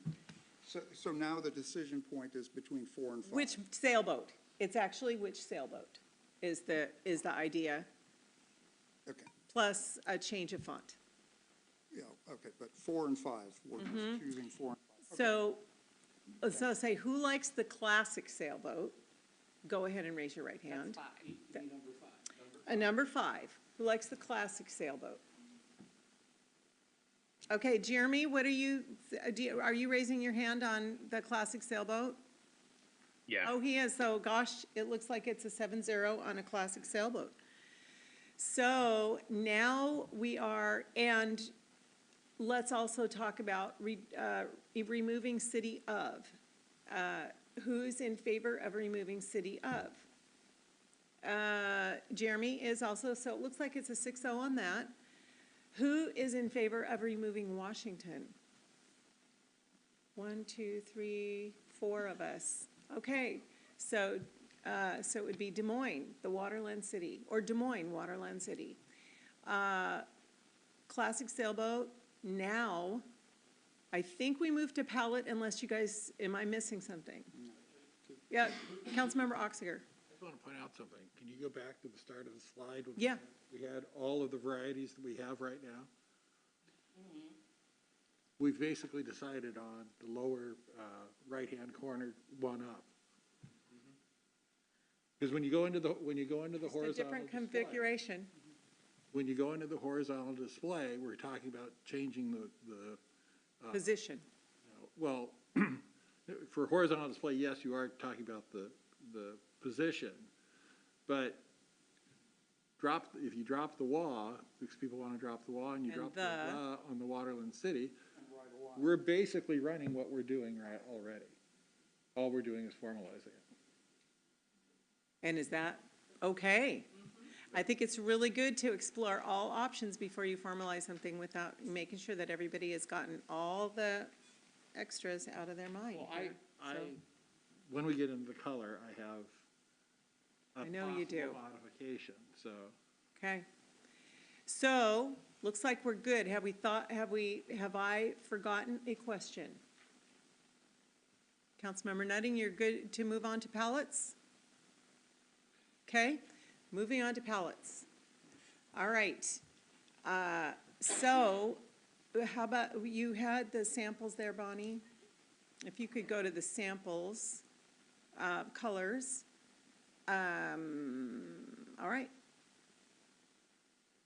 And as you could tell, when I played around with it, I didn't like any of those. Just so if I'm gonna let myself go first. I'm just gonna go. I feel so strongly about that I don't like the primary colors. And I haven't liked that for a while. It's primary. And I think that a different palette is classier. And I think a combination of blues is classier. I think a combination of blues and greens is classier. It's one of the reasons that all of our sports teams do something unique with blues and greens. And maybe that puts us with all the other cities that choose the same thing, but they also choose that for some good reasons too. So not a super good fan, a big fan of the primary colors. So that's why I did something else. But that's my opinion. So I'm gonna go down this way now since I got to speak first. So Councilmember Harris, do you have comment on colors? Can we go to the city manager report thing? Yeah, I asked the city manager to include this, maybe it would have happened anyway. I think since we started moving, we've been moving towards a theme over the last year or so, and I think it gets better and better. It's not fully baked, it's not, stylistically consistent, across all things, but it's pretty good. And thank you. And I would just strongly endorse giving it to the designer and saying, make it compatible with that. Come up with something that just meshes with that, and we're home. But my concern is that if you look at any kind of logo or branding in isolation, we kind of might have to start over. And I feel like we've made really good progress. Yeah. So that's it. Councilmember Mahoney. Any chose a big sign? I just think that however we feel about palettes and things, I think it looks good, it makes the most sense, it's cost effective, and it accomplishes the task. That's why not use it? Oh, your mic needs to be on. I'm sorry. I'll say that again. I think that regardless how we feel about certain colors, I think we got to weigh in the reality of the situation here, and our street signs are this, and it's a good look, and so I have no qualms about it. The coloration would be very much the same, is what my recommendation is. All right, thank you. Councilmember Grace Matsui. I do think that we could go with a different shading of the green and red to match maybe the second one on this list. Not just because it matches my shirt, accident, but it also kind of reminds me of, do you remember the Sonics colors right before they left? Those are very similar, aren't those? Those green and reddish? Yep, and then they have the gold. Yep, so I think for me, it would be, if you're looking at this stack like this, it would be choice number 2, which is second down on the left, and then the last one here, which is, I guess the last bottom one. Yes, you've got it. The C66C135. Yes. So the one on the very bottom there? Yes. And the one just up and left. You got it, laser. Okay, somebody's taking notes. Oh, you got it. All right. Thank you. You bet. Councilmember Oxiger. Okay, I'm gonna throw an anchor. Oh, I'll grab him in a second. Thank you. Go ahead. I'm gonna throw an anchor in this body of water here. Can we go back to concept 3 for a second? Okay, concept 3 has the square background on it. What I'm suggesting that we might do is go, instead of the square or rectangular background on that, we would go to a circle. And I don't respond on social media, but I do read it and stuff. And one of the things that we're known for throughout the year is the number of people that are posting on Facebook constantly. Did you see the sunset? People driving down Pack Highway will divert to go through Redondo just because they're looking at the sunset. For people with their sea legs, the sailboat says a lot about what we are, but for the landlubbers, they're coming here for the sunset. So what I'm suggesting is using the circle behind there and using a gradation, basically a yellow to orange gradation to signify the sunset.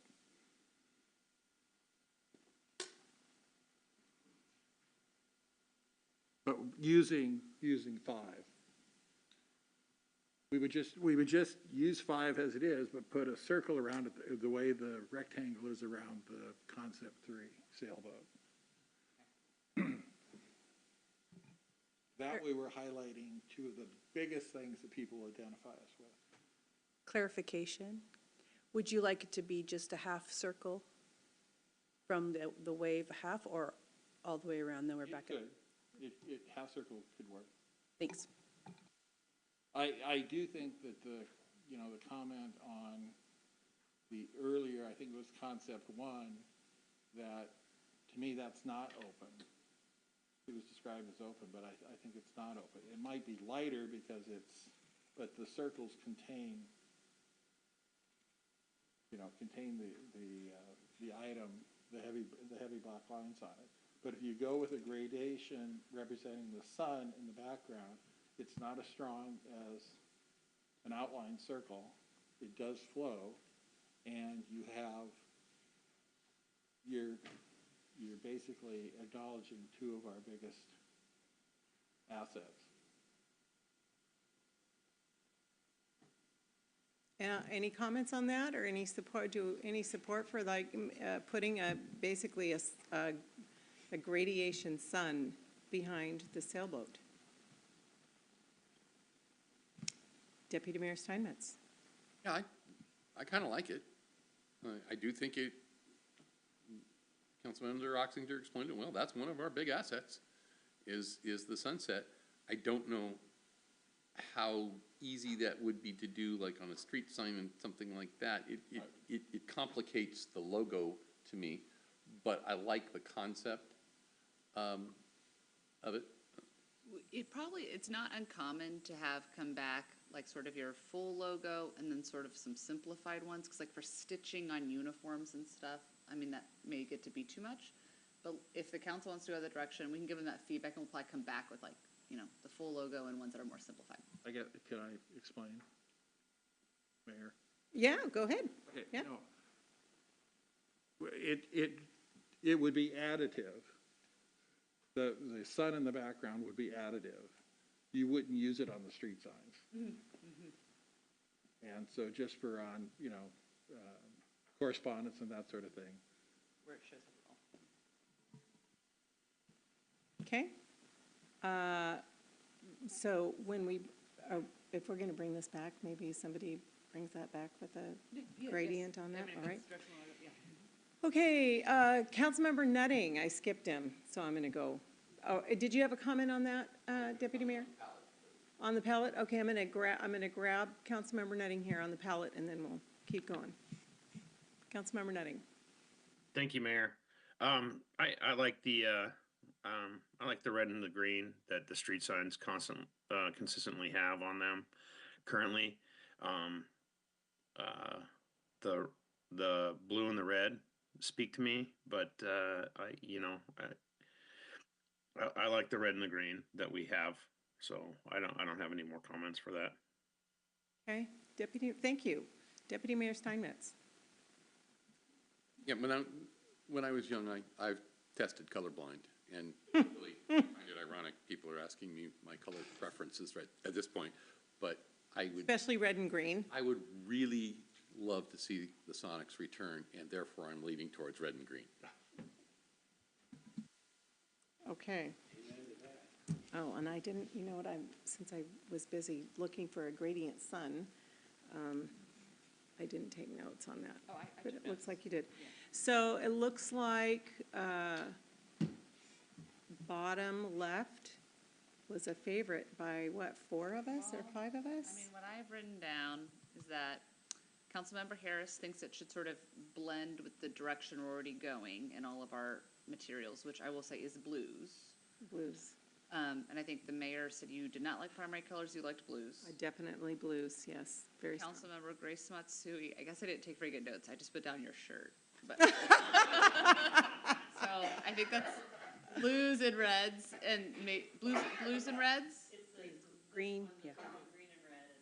Okay, The green and red, the darker color. okay, because then I also looked up the Sonics logo, so, okay. And then, Councilmember Nutting. Councilmember Nutting liked red and green and blue and red. Councilmember Oxiger wants a sunset. I don't think there's consensus based on these On the notes. sunset? I don't think there's consensus based on my notes. It sounds like 3, 4 of you like blues-ish. Do you think there's consensus? Just a moment. Red, green? Jeremy and Yoshiko all like red and green. Oh, we want to do red and green? Okay. Okay, so I think it sounds like red and green, but I do think it's a fair point that we are sort of going in the blue direction, so maybe I'll ask them to like integrate something that doesn't clash with what we're already doing. Okay, Councilmember Grace Matsui. and then Councilmember Grace Matsui, and then I think Councilmember Harris, you raised your hand too, in a moment, so go ahead. My preference is that one palette that we talked about, but I will not vote against the blues. Councilmember Harris. Yeah, I just want to stipulate that if we had dropped the just to something Councilmember Oxford said, I would have stuck with what we have now and just aligned right it because of the signage, and we've had it forever and so on. But I am just struck by how much money the council spent in 2010, 2011 to do those entry things at Kent Des Moines Road and at 216th. It was a lot of dough for that abstract sale stuff. And so, you know, the only reason I talk about the blue thing is I mean, it's a fool's errand to ask future councils to not be, you know, into fashion, I guess, or whatever this is, but I think there is a cost. I have no idea how much the city has spent over the last 2 years developing this interim branding thing, but whatever path we choose, like I said, I don't want to underestimate. The city has made some real progress in terms of graphics recently, and I just, if we stick with the red and green, which is fine with me, it's on 4 billion signs. I just don't want to start over in like 34 departments or whatever it is, and so I would just ask people to be mindful of the cost. Or at least when you bring back whatever you bring back, maybe superimpose it on a city manager's report or whatever, so people see it in context. Yeah, okay, that's what I was getting at. Sorry. Thank you. Did we hear from everyone? Do you feel like you got? Yeah, Councilmember Oxiger. Yeah, I just want, when we're all talking about 5, and we've been getting into the issue of the colors, but there is a distinction between the upper left hand and the lower left hand, and it does repeat itself over on the right-hand side there. The outline. I think the one is, well, actually, there is an outline on the upper left. So what I'm saying is drop the outline. Just go flat colors. The idea, again, simplify it, get it right down. Oh, I see, where there's no black line like a color. Stroke. Yes. So there's no It would stroke. be all one color. That's just me playing around with the No, program. I'm just, and for us color, making the yeah. distinction, I'm just It would saying, be all one color, yeah. simplicity, just drop the stroke. I think probably what we're gonna end up doing is bringing back a couple options, but you guys have really narrowed it down, which is super helpful. And we will bring back some examples, both of it on an electronic form, like a city manager report, and we'll also bring back an example of what it would look like stitched on a uniform in real life, because, that could be great. Or, some other examples. and you guys You can- might use it. Yep, and so are we doing a sunset or not? Well, let's, if, all those who would like to incorporate the sunset idea into the logo, raise your right hand. 1, 2, 3. Councilmember Nutting, are you raising your hand? No, he's not? So, that was a close one. All right. Okay. Do you feel like you've got direction that you need? Okay. That was an interesting conversation. Good. Thank you, Bonnie. It was a bright idea, very, very nice. Well done, Deputy Mayor. Okay. All right. Item number 2 is is the protocol manual update. So we're going to do something interesting here. I got to get back to my document. One moment. Mayor, we do have, like, I have them all on a slide as well, and they're numbered if easier to refer to. Okay. I've lost my.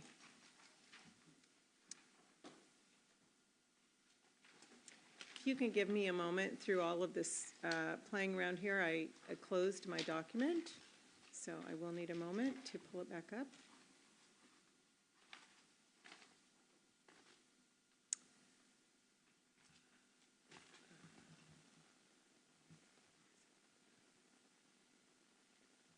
Okay.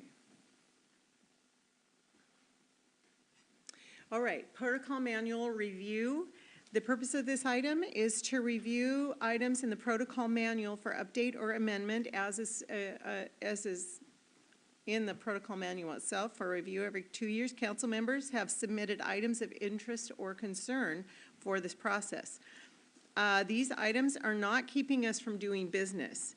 But they're an important part of guiding what we do. So we are going to take this subject in increments of 30-minute sessions until complete. This may end up taking us a few months, but this way we get a little bit done and we get our standard work done each week that we need to attend to as well. So if we get to the end of our agenda this evening before time is up, we will return to this and spend the remaining time until 9 p.m. addressing protocol manual items. But what we're going to do is take the items as follows. Okay, the city manager has gathered input from council members and arranged them by number according to the time of submission. Councilmember Grace Matsui wins. Ding, ding, ding. So this is also the order in which we'll take the items. As they're introduced, the author will be offered the opportunity to present their recommendation and field questions. When it's time to make the motion, the author will be offered the motion as follows. I move to include item number blank as discussed into a draft revised protocol manual for future council consideration. The city attorney will collect all recommendations that have passed and incorporate them into a draft document for council review and hopefully passage. Before we move into the exercise, any questions? I'm looking at, okay, looks like we don't. So no questions. And so if we can move to the review items. Okay, here's mine. All right. First up, we have Councilmember Grace Matsui, and I'm going to she's got 4 items, and we'll just start looking at them one at a time. Go ahead and take the baton, Councilmember. Thank you. This is going to be a longer conversation, but I did write as my number 1, bring back 26A, which is the second reading of all ordinance changes. I think that one of the primary reasons that I have this is to increase the opportunity for feedback from the community. I think it's very difficult for folks to be able to follow along with our business proceedings if we publish an agenda on Friday and vote on it on Thursday. I think that folks have the opportunity to write something in, they can show up here in person, but it really is not enough time for someone who is a working professional to take a look at what can be some pretty serious changes. So I believe in the transparency of it, and also there are quite some, there's been a couple of times in the last year, I'll limit it to, where there were not budget considerations attached to some of our ordinance changes. And I believe that this would also allow there to be, to ensure that we are able to consider budget considerations. When we go to someone and say, what's the budget consideration? And they say, I don't know, but I'm being asked to vote on it. So those are my two major reasons for bringing back 21A. Do you want me to go through 26A? Sorry. Do you want me to go through all of them? No, Oh, just one at a time. Okay. So then discussion on this, so this is what she's brought forward, and so in a way, you may field the questions. Councilmember Harris. I fully support this, but I have perhaps a compromise for those who, or just alternative. In the city of Burien, the way it works is when the council can pass something in a single reading, but it automatically goes on consent at the next meeting. Okay, so it's a bit more expeditious, but it does provide that second opportunity. And as here, any council member can pull an item. So that's an option if going back to 2 full readings creates heartburn. But ideally, I support having 2 readings with a bow. Absolutely. Councilmember Oxiger. Yes, I also support this, and Councilmember Harris's suggestion is also acceptable. I keep going back to the old cliche. Measure twice, cut once. We really need to be sure, because one of the things, we'll sit there and we have got instances where we receive information at the dais and we're expected to make a decision. And we're basically being jammed, and there is a benefit to going out and letting the public come back to you and say, okay, wait a minute, you didn't consider this. And so I fully support the 2-touch concept. Thank you. Deputy Mayor Steinmetz. When I was first elected to the council, I really did not like the process of constantly waiving 26A. And, because the second touch. But after being on the council for a while, it really came to the conclusion that it was kind of pointless because nothing was happening on that second time through. And so we reversed it, and we won't, instead of having to waive 26A, we eliminated 26A, but made the ability to have a second touch upon the vote of the council. That's happened on several occasions. I don't recall any time that it was proposed and opposed, that we shut things down. And I also don't remember any time when we got more comments from the public based upon that. Now, this is just my memory. I have not looked it up, but I don't think this is a significant issue. I think there is an opportunity to give this a second touch. We have done those opportunities. In the case if somebody wanted budgetary considerations, that has been proposed, and we've set it over for a second touch. I just don't know that it needs to work, that we have to touch it twice in order to do that.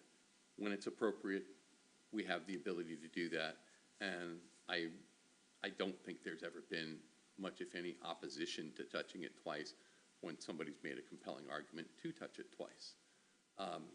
So I just don't know the need to make this change. I think what we have is working pretty well.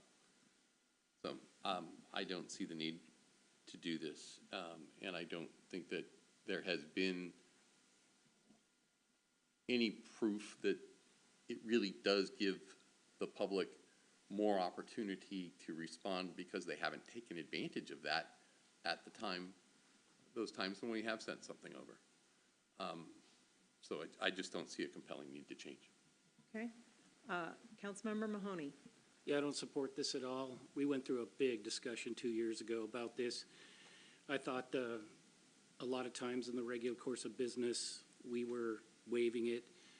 it was used more politically than it was for effectiveness. It was a waste of our time when it wasn't necessary.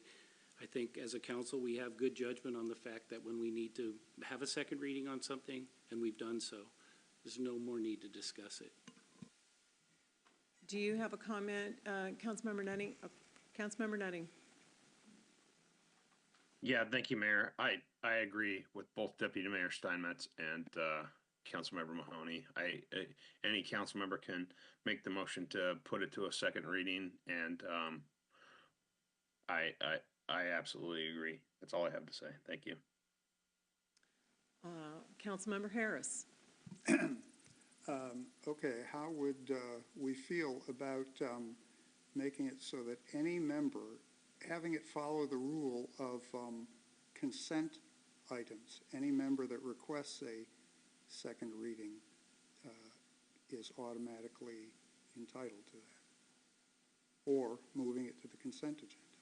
But no, I think the idea is that if any member feels strongly enough that it should be moved to a second reading, it should move to a second reading. I do remember a number of occasions where a second reading was requested and it was denied. So it just seems like, since it's such a, if it is a formality, then it should be allowed. Yeah. I have a question for the city attorney. If you're in a conversation like this and there's a consideration being brought and 3 council members would like something on the agenda, of course, we do this in a particular part of the agenda, but if 3 council members want something on an agenda, they can get it on an agenda. So if 3 council members decide they want an ordinance or and this is not a vote, but if they want something on a future agenda, this is a kind of a weird question. Can they do that without a vote? 3 council members agree that they want something on an agenda. Well, if there's an ordinance being considered and it's voted on 4-3, it's passed. Right. So theoretically, 3 council members could put a new topic on for the next meeting, but the ordinance that you would have been considering would already be passed. So you'd be basically starting at that threshold and considering something else. Okay. Councilmember Grace Matsui. Thank you.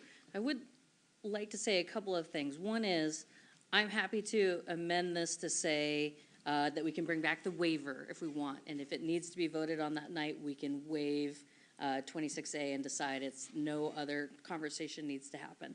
So I could change it from all ordinances to bring back 26A the way that it was, which is you could move to suspend it. Or I would, I'm not familiar with Burien's practice of putting it on the next consent agenda, but I believe that that could be a compromise as well, so that we have the opportunity to give the public a chance to weigh in. Whether they do or not is up to them. When you give someone only 4 business days to get back to you, and you kind of consistently say, we don't mind if that's not enough time, I believe the public may get conditioned to saying they don't really want my feedback anyway because they only gave me 5 days to respond when I wasn't at home with my family over the weekend. And so if we were to allow for more time, we may get more feedback. But to consistently suspend 26A, vote on things that you get at the dais that have changed within the 10 minutes that you show up and the 10 minutes later that you vote on it, leaves absolutely no opportunity for the public to weigh in. And what I'm looking for is the opportunity. I'm not saying we got to go out there and compel people to answer, but if they don't have the opportunity, they will not. So I'm happy to go for somewhere in between and say maybe it's not all ordinance changes, but we bring back the permission to suspend the second reading if we really don't feel like we need it, or to move to the consent agenda model. Okay, I would like to weigh in. I might have a little bit of PTSD about how this waiver thing ended up working, and it was mentioned a little bit earlier. It was politicized to the point where every time we waived it so often out of the desire to get business done, that it began feeling all the time like we were breaking a rule. and we were accused of breaking rules by suspending it just to get business done, and I didn't appreciate that. However, I do appreciate the ability, so I like the option of having a second touch if somebody wants one. I much prefer to vote in favor of somebody wanting a second touch than being accused of breaking a rule just because I want to get business done. And so that's why I like the process we have now. Generally, I feel that I think that anytime somebody has wanted a second touch, I've gone okay. But, so, I'm not in favor of incorporating an automatic thing again like we had before. That was a really bad feel. So it looks like we're probably gonna have another 3-4 split vote on this, and I don't like that either. So, Councilmember Oxker, I'm trying to think about it right now, what to do here, so go ahead. I think the problem is that we're effectively cutting the public out of the process. Not if you make a motion. Okay, sorry. Well, it is a study session, so it's not quite as formal, but go ahead. Sorry for interrupting you. That we're basically cutting the public out of the process. Yes, they do get the agenda, but there are questions, and before we even have a presentation on what the actual, you know, and effectively sometimes an understanding of what the proposal is, the public has already been asked to weigh in. They may change, you know, they may have a different perspective coming out of a robust discussion. So, you know, the two-touch is not necessarily for us, it's for the public. Mm-hmm. Mm-hmm. And, you know, I think the thing is that you should always defer to the public's opportunity rather than our convenience. So I really think that the process of eliminating the second reading is you know runs counter to inviting the public to participate in their government. And when we also load it up in the fact that somebody has to make a stink over, you know, what process we're doing, it should be automatic that public, you got a chance to weigh in. So are you saying that, so are you saying you don't bring back 26, you're talking as if, you're presenting this as if you don't have the opportunity to make a motion for a second reading? Do you feel like you do not have the opportunity of making a motion for a second reading? No, we absolutely do have the opportunity. We do, okay. But the problem is if you know, we tend to vote 4-3 a lot. Mm-hmm. So it's like, why even bother bringing it up when you know what the position is going to be? Mm-hmm. You know, the whole process is actually, you know, from the public standpoint, it's why bother? It's not going to be discussed. We're not acting, you know, necessarily as a deliberative body with the prospect or the input from the public. We're just sitting up here making the decisions. Okay. It looks like, Councilmember Mahoney, you leaned forward. Did you want to raise your hand first? I'm going to call on you, and then Councilmember Harris. We're a representative-based government, and majority decides. It's that simple. Councilmember Harris. Thank you. It's just a fact that many people do not find out about city business until the packet is released. Some cities, and I'm not saying this is not, you know, they put in the effort, like in Burien, the guy puts out a full agenda like a couple of weeks ahead sometimes. They have a planning calendar that goes out a year that is reviewed by the council. I dealt with customer service. I don't ascribe motives. I just know human incentive. If you are in the majority and you can get something accomplished tonight, you have no incentive to see it put off for a week or two. That has been the reality.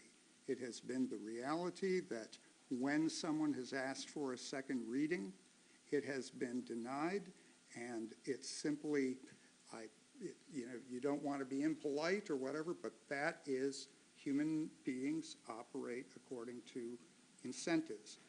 If you can automate the process such that it goes to a consent agenda, as Burien does, or you can give the minority the automated ability to move it to a second reading, at least it affords the public a chance to weigh in, or perhaps a council member might reconsider their vote.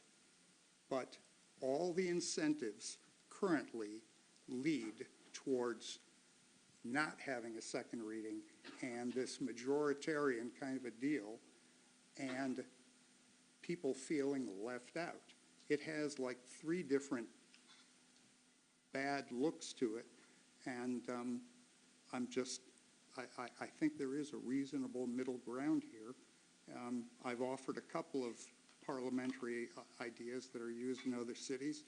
Could we perhaps defer this, and the city could verify that that's how it works in Burien, for example? But I think this is important enough that it shouldn't just be a 4-3 vote. But So I have that's another just- question. That's and just me. Sorry for interrupting. So another ask is, it's our protocol manual, could we write in on this particular item that if, kind of in conjunction with, if 3 council members want something on the agenda, they can, if during discussion, after, motion, second, discussion, or if somebody wants a second reading, if 3 people want a second reading, can we put it on consent, and can we just write that into the protocol manual? Is that in opposition to something in Robert's rules that I don't know about? Well, it would be something I don't know about either. It is a little bit unique. You can tell what I try and do here. I'm trying to bring about a compromise. On something like this, I really don't want the 4-3 vote. I know what I want. But if it's possible to say, if 3 members really want a second touch via the consent agenda, can we write that in and call this good? I would be, if that's, unless there's something like out of order, to write something like that in protocol. I mean, it's.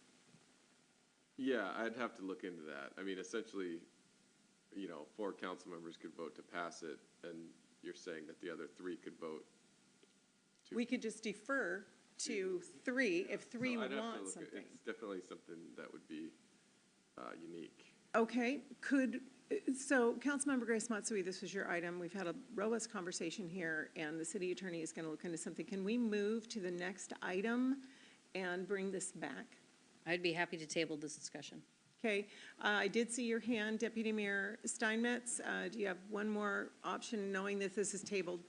Procedurally, this would be a suspension of the rules, moving it to the consent calendar based upon. You gotta turn your microphone on, nobody can hear you. Yeah, procedurally, it'd be some kind of a suspension of the rules or a suspension of debate, moving it to the consent calendar by a vote of 3. But you have to stop the debate. We couldn't take the vote and then move it to the consent calendar. I think procedurally, that's how it would have to play out. So, but we'll bring it back and discuss it. Okay, let's bring it back. Think some more about it. How are you going to feel about it? So, all right. We do have about 8 more minutes. Councilmember Grace Matsui, number 2. I'll go quickly. My second item is to change the end of the meeting dates, meeting time, sorry. No meeting shall be permitted to continue past 9, and I would propose this be changed to beyond 10. And I know that, Mayor Buxton, you had also offered an open-end time as well. Any offerings or discussion on that item? Councilmember Harris and then Councilmember Mahoney. Yeah, a meeting should end when business is concluded. In fact, I think 10 is because basically you gotta shut down the bar sometime, but ideally it would be open-ended, but I fully support this. Okay, Councilmember Mahoney. I'm not in favor of this. We moved the meeting to 6. I think when it warrants as a council, as a majority, we can extend it. I think we lose the public after a certain time in the evenings, and personally, from a personal experience, and I know others do, we become more short, discoursed, and some of the other types of behaviors as we fatigue. There's only so much a human can take. To automatically say 10 o'clock is a license. Part of the process here is we should be concise and more pertinent and more pointed, and that's the issue where we go long. So in this particular case, I think it works, it's not broken, and I think when it warranted, we extend it, but just to open it up to 10 or take care of business till whenever is a mistake. I think it just opens the door to a disaster. I just don't support it at all. Okay, Councilmember Nutting, and then Councilmember Oxiger. Yeah, thank you, Mayor. I have to agree with Councilmember Mahoney. Moving the meeting from 7 to 6 created hardship with some council members, particularly me and the job that I hold that actually pays my bills. But I was amenable to it and have found a workaround. Going until 10 o'clock without the ability to extend is just absolutely ridiculous. I'm sorry, I'm a little frustrated with this. It's not to be concise and to move forward is what we are supposed to do as council. City of Bellevue consistently holds meetings. City of Bellevue consistently holds meetings that are 45 minutes long and gets through more business than we do in one meeting that lasts for 3.5, 4 hours. I am absolutely not going to support this. Okay, Councilmember Oxiger. When you put this automatic cutoff date in, basically what you're doing is, it's like a football game or a basketball game. You're playing the clock, and the clock becomes an additional player. And the thing is, we're supposed to be a deliberative body. We're supposed to take the time that it takes in order to make a decision. And, I think these arbitrary cutoff points they're introducing an element that I think is counterproductive to good governing. Thank you. Thank you. So what was your opinion? I'm just asking your opinion. You say arbitrary cutoff, so you're in favor of no cutoff or 10 or, I'm just to clarify. The 9 o'clock cutoff, I think, is definitely counterproductive. I can see Councilmember Mahoney's point if we're dragging it on, and the remedy to that is better agenda management.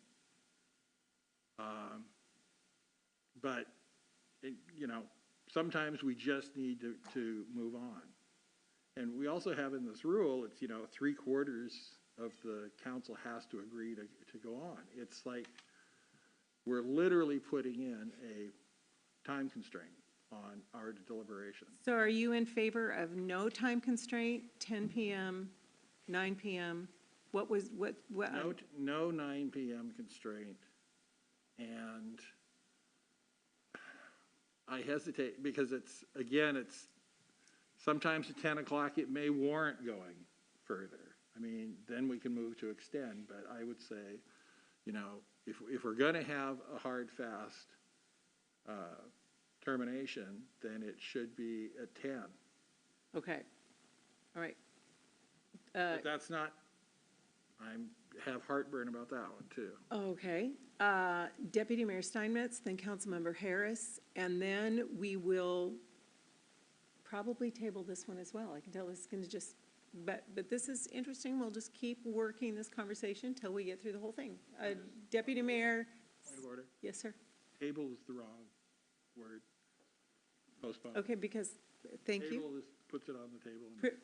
Appreciate that. Since there's no motion, right? We're not tabling anything. Okay, thank you. Deputy Mayor Steinmetz. I'm not sure what problem we're trying to fix here. I don't think there's been a problem since we shifted things from, to a 6 o'clock start and a 9 o'clock finish. The very few times that we have gone past 9, we've either agreed and one council member left because he couldn't stay. And we proceeded without him. And that's okay. That's the way it works. But we do have the ability to go past 9. I don't see that's a big problem when it is warranted. I don't think anybody playing out the clock. If, you know, I do hope that having a deadline out there, knowing that it may end at 9, will make some people make their points quicker and more concisely, but that doesn't always work that way. It's just, not everybody speaks the same way. And it's okay. But having a time when this is supposed to end, lets the public know when it's supposed to end. I don't know that they stay with us that much later. And so I don't know that we're gaining anything, and I don't know what problem we are fixing. So I don't see any need for this change. Okay.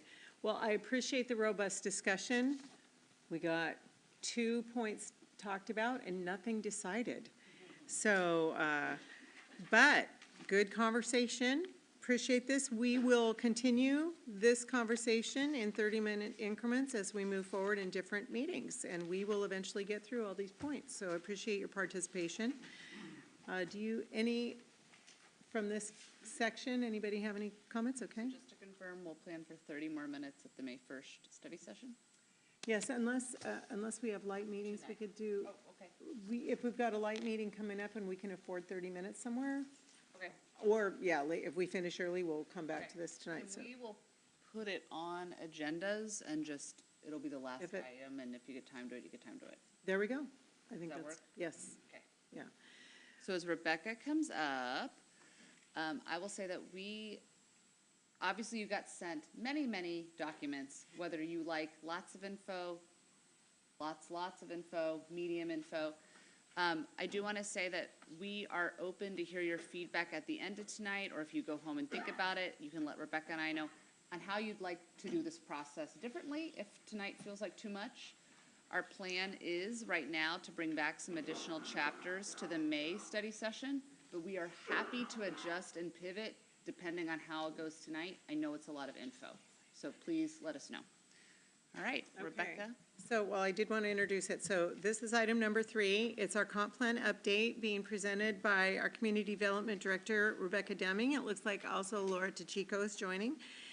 The purpose of this item is to receive a briefing of several chapters of the draft comprehensive plan update and offer council the opportunity for questions, discussion, and input. We have received briefing materials in the form of a spreadsheet for reference. So we've got these at the dais up here. So I will hand the baton to you guys down there.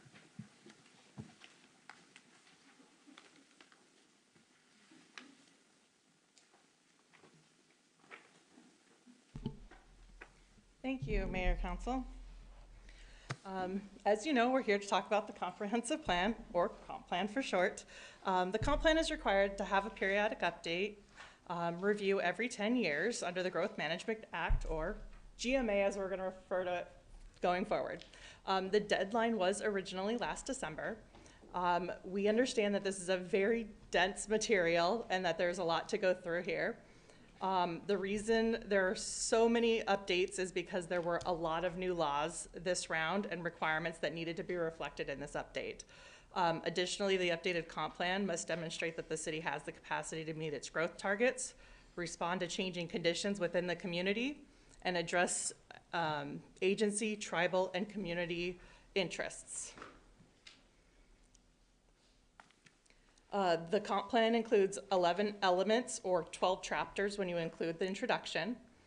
We are going to try and go through 4 of these chapters and their proposed updates. If you need to adjust the proposed schedule because it's too much for one meeting, we'll discuss it at the end. Currently, the schedule is proposed to bring all the other elements in May except for the transportation element, which is proposed to be brought back in July or August. Then we would be looking at having a public hearing and adoption in August or September. However, as mentioned, we'll see how much we get through or how it goes tonight and revisit this at the end to determine the best process moving forward. The comp plan is a 20-year high-level policy document intended to articulate the community's goals, objectives, and policies. The comprehensive goals, objectives, and policies can't be achieved without implementation measures like regulations, incentives, and programs. Therefore, this comp plan is not our development regulations, budget decisions, an action plan, or zoning. Under the GMA, the local agency's development regulations or zoning and capital budget decisions must be made in conformity with the comprehensive plan, but they are not the same. The council's role as the approving body of the comprehensive plan is to ensure that it meets the vision of the city within the legal requirements, of course, and that there are additional goals or policies that should, and are there additional goals or policies that should be added? Are there any existing policies that need to be changed or updated? And just remember that this should be high-level visioning document and that any implementation requirements should be in our municipal code for update considerations. Staff's role in this periodic update included leading the public engagement, updating the comprehensive plan text, reviewing and making recommendations to the council. The update includes new population and housing data, replacing or removing other outdated information, incorporating new state requirements, new county planning policy changes, new Puget Sound Regional Council policy changes, as well as input from public and other input were received from the council committee meetings. The 4 chapters we have tonight include the introduction, conservation and environment element, capital facilities, utilities, and public services element, parks, recreation, and open space element, and the healthy Des Moines element. I'll give a brief overview of what the chapter is about and go over the major changes within each chapter.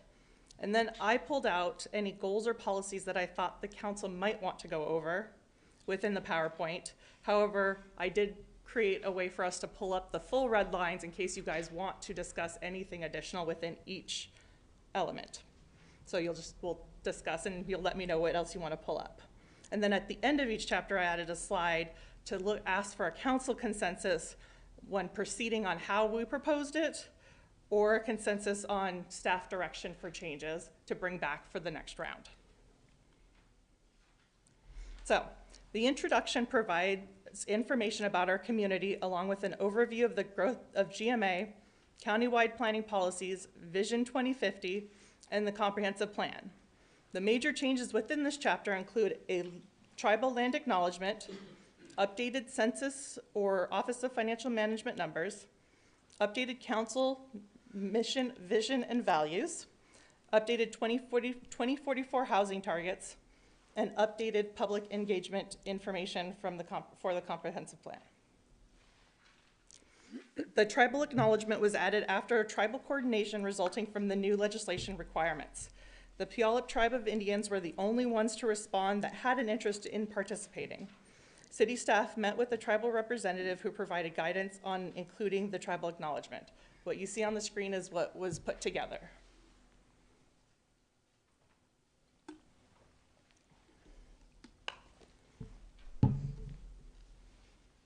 And the next slide is just, are there any questions in addition to this for the introduction section and any changes needed that you want to pull up on the introduction chapter?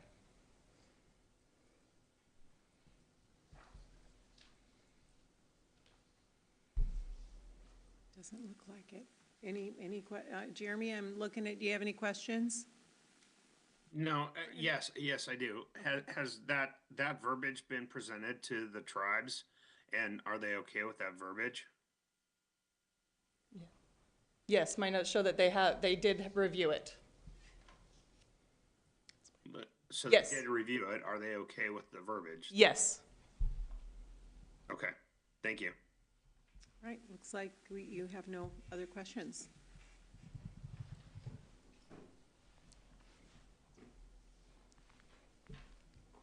So do we have a consensus to move forward as presented?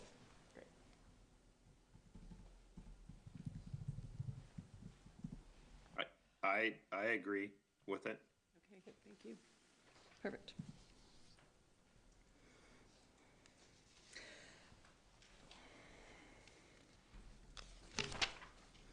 The conservation and environment element contains goals, policies, and implementation strategies aimed at environmental stewardship and protecting the city's environmental assets with particular emphasis on environmentally critical areas, shorelines, surface and groundwater quality, and climate change.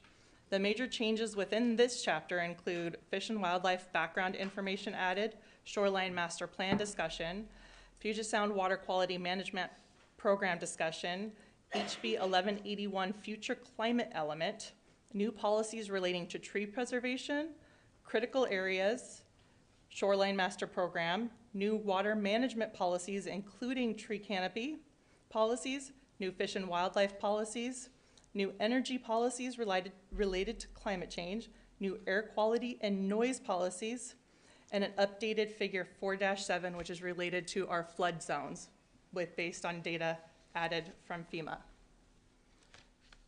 I specifically pulled out the discussion policies related to tree preservation, tree canopy, and the air quality and noise policies. So the first one is the new policies related to tree preservation include encourage the preservation of trees within critical areas by maintaining and permitting process that requires review prior to tree removal or pruning. Maintain and preserve significant trees by requiring development proposals to adhere to a replacement ratio for removal, destruction, or damage of any trees that were identified to be retained. Meet Department of Ecology National Pollutant Discharge Elimination System requirements for tree retention and preservation as new permits are issued.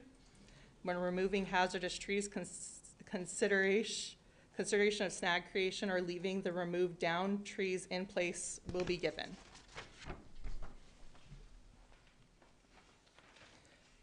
The new policies regarding tree preservation include undertake actions to protect and maintain tree canopy to support stormwater management and water quality improvements per adopted policies.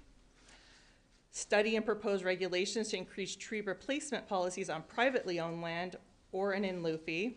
Seek grant opportunities to acquire additional land that meets the need for expanding or protecting mature tree canopy. Develop a program for planting and long-term maintenance plan to support viability of newly planted trees and seek grant funding to support costs. Establish a public outreach program to help community members become aware of the importance of tree canopy and water quality and any associated requirements. The new air quality and noise policies, including policies related to tree preservation, disproportional impacts, and SeaTac airport impacts include implement and maintain processes that encourage the preservation and maintenance of trees through programs such as off-site mitigation and fees paid in lieu, and continue developing strategies to increase funding to programs such as the Urban Forestry Fund.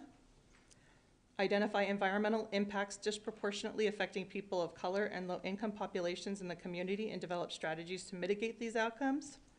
Continue to participate in the Stakeholder Advisory Roundtable, or START, or similar meetings, and to provide feedback to the Port of Seattle on airport-related issues such as air quality, small particles, aircraft noise, and disproportionate impacts on racial and ethnic minority groups and low-income households. Support long-term monitoring of airport and traffic-related air pollutants in proximity to SeaTac Airport within the city through the support for the establishment of fixed site monitoring locations. Is there any other policies or areas within this element you'd like me to specifically pull up to, as well? Deputy Mayor Steinmetz and then Councilmember Harris. Yeah, Sorry, Jeremy. I turned on my mic. I'm trying to understand the distinction between the high-level statements in the growth plan versus the specific, for lack of a better example, the tree replacement ratio policy, whether it's 3 trees to 1 or 4 trees to 1, which we haven't passed yet. And particularly in light of Ms. Michael's comments earlier, I'm assuming that you heard, comparing the 2017 study that was done and the higher level statements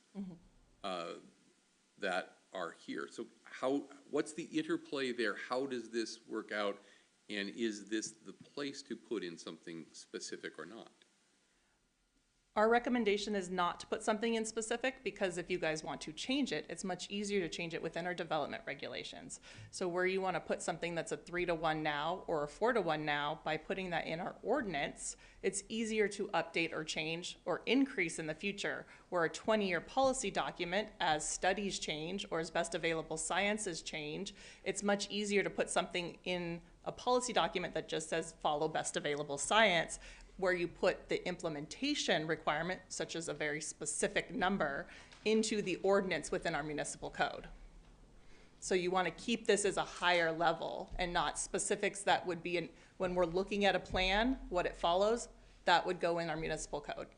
What does it take to change your comprehensive plan should we decide we want to make a change, if we were to put in something specific? How onerous is that process? Because this has taken a long time. Correct. This update, so that's, I want to contrast. Correct. It does require council process and approval. However, we are limited to how many times we can update it. We can only update it once a year. So if something comes up once and you've updated it, we wouldn't be able to update it till the next year. So where a municipal code, we can update it as much as you want. Councilmember Harris. Yeah, thank you. I was only giggling because I was seeing myself a couple of decades ago with like 2 devices and, 30 pages of, it's amazing the amount of work that you're putting into all this. To Deputy Mayor Steinmetz's comments, we talked about the Environment Committee is talking about the tree replacement, and thank you for that. And also the tree quality and so forth. I asked you about element 5.3 because, it came up at the Citizens Advisory Committee. We do have all of these thousands of tires, and is it appropriate to add a line supporting removal of those artificial tire reefs and, the environmental reclamation? Is this the appropriate venue for that? And if so, I'd ask my colleagues for support. I'm hoping everyone knows there are over 25,000 old tires in front of the Marina Fishing Pier, Saltwater State Park, and so forth.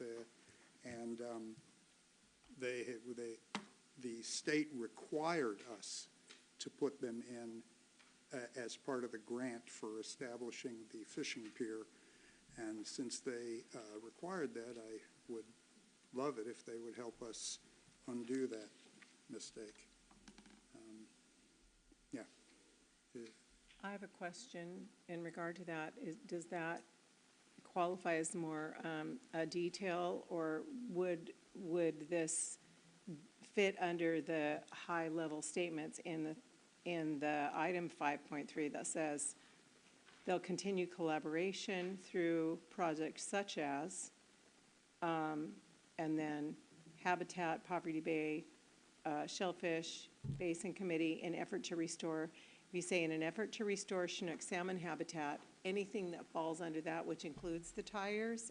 In other words, well, do you want this? I'm looking for language that I don't have at the moment, but I mean, it's like, coho salmon with 6 ppdq and so on.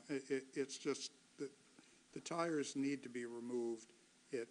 will cost an absolute fortune, and I'm hoping that the council supports, just as a general policy, that we do whatever we can to encourage the state to help us with that. Councilmember Mahoney. I couldn't agree more that the tires need to be removed, and I don't know necessarily it's here, but one of the big distinctions, and I scuba dive, I've seen the tires, many of them. I've seen the habitat they do create. It's not as great as others. But the big miss here is if we're gonna even get into that conversation, which I don't necessarily know if it needs to be in this document, is that the habitat needs to be replaced, like with seasoned rock and other things. The big miss is DNR and DOE, they are just about removing the tires. I've seen the sites where they remove them. A perfect example is, and it's not tires, but they removed the fuel dock up near Mukilteo and Everett. And what they did is destroyed the Dungeness crab population and its breeding grounds because they didn't replace with a substitute habitat. So if we go to removing the tires, we need to include the language, if it's included, to replace them with a viable natural substitute. And I've conferred with the Mass Center, particularly Russ Higley and a few other marine biologists and so forth, and they are in full agreement and aghast that the state does not see it that way. So can we look at this statement as the city of Des Moines shall continue its collaboration efforts to restore Chinook salmon habitat? In other words, everything in the middle is just examples. And that, my opinion, I'm beginning to think that this is too granular for this document. I do too. If I may, I don't think it's too, I mean, I'm trying to be high level and just say, can we restore the habitat? That's what it says there. Specific to these artificial tire reefs without, you can get, the DNR, they use this language like to an Edenic state, which sounds very 19th century to me, but I would leave it to you. It's just, they're a specific problem. I'm not providing a solution. I'm just saying, in the same way that we put SeaTac Airport on our list of things, to my mind, this should also be on the list at a high level. So then my question would be is, do we have general council support to add a 5.3.4 that I will work on wording that would be for, again, a very general policy document for us to support, encourage support and apply for grants for replacement of the habitat, for removal of tire and replacement of habitat? Okay. Thank you. So you're asking for anything else in regard to this segment that there were three different parts, right? 2 point something, 4 point something, and 5 point something. Any other input or questions? I had a set of questions, but you answered them all. So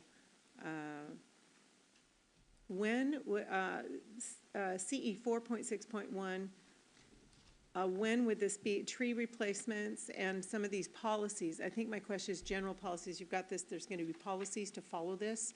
When are we looking at those would be implemented? Well, you've got me getting. End of the year, 2026? My hope is most of these would be starting and looking next year. Okay, great answer. I mean, again, some of them are longer term. Obviously, it's a 20-year policy document, but I know some of these are priority of the council. So as normal, we'd be bringing a work plan back each year. So that's where we would be discussing those kind of things. Okay, thank you. Councilmember Harris.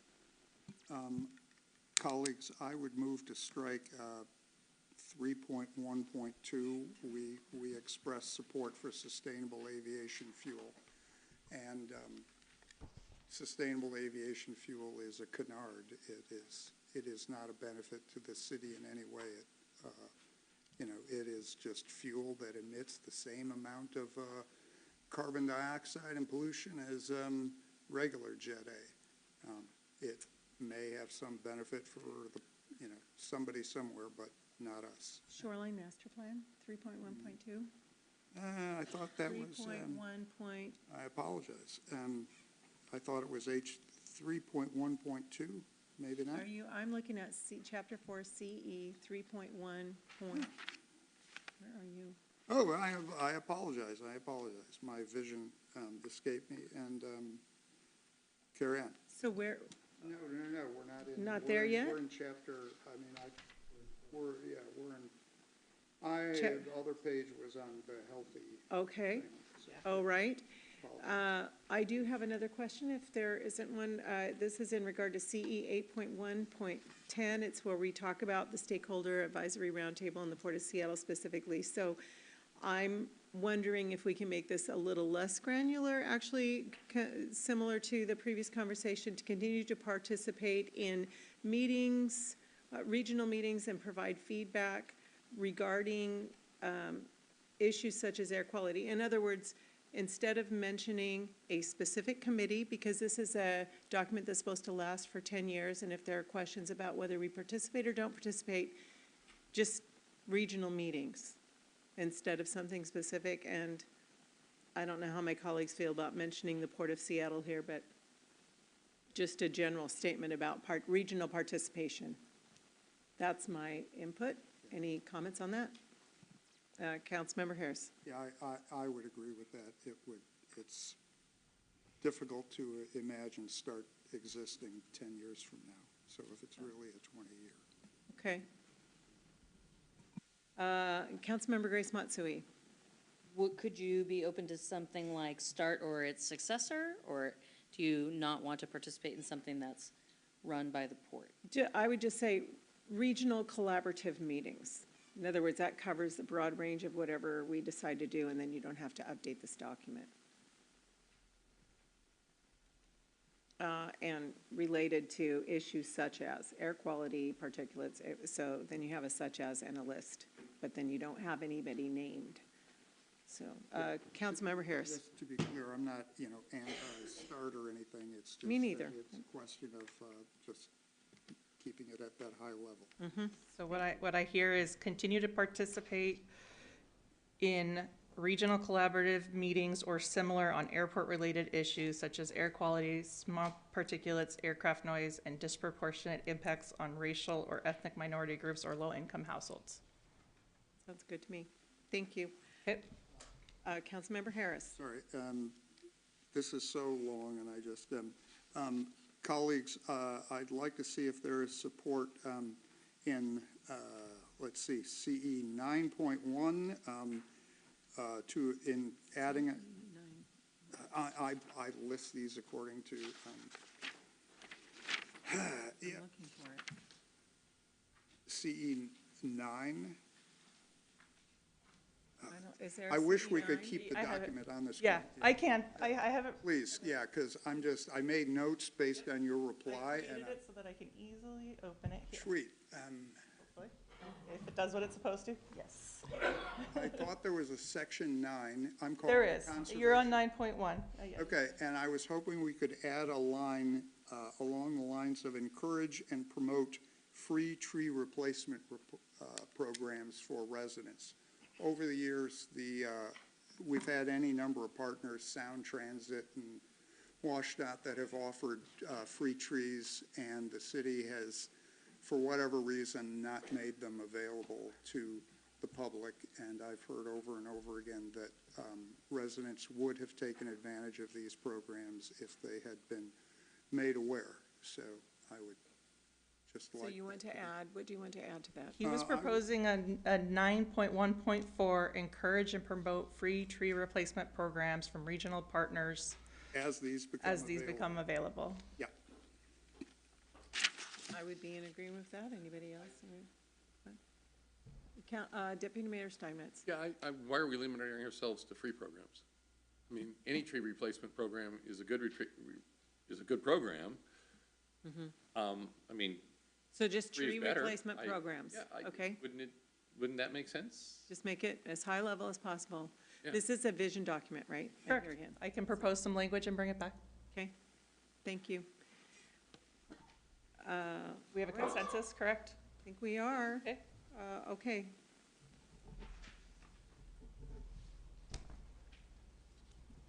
Chapter 5? We, Think we're good? Yep. Yep.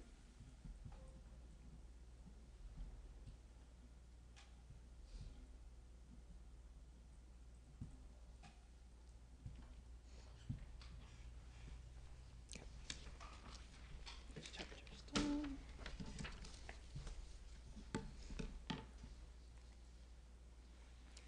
Okay, the capital facilities, utilities, and public services element discusses facilities needed for public services that will support planned population and employment growth. The GMA sets out statutory requirements for local governments in planning for capital facilities.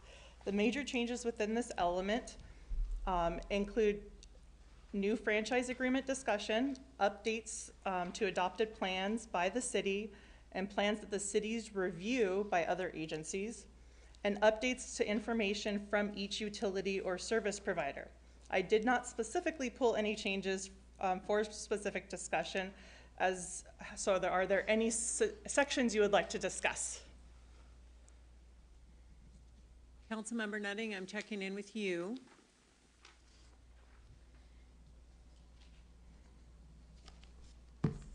Chapter, There's nothing that I have right now.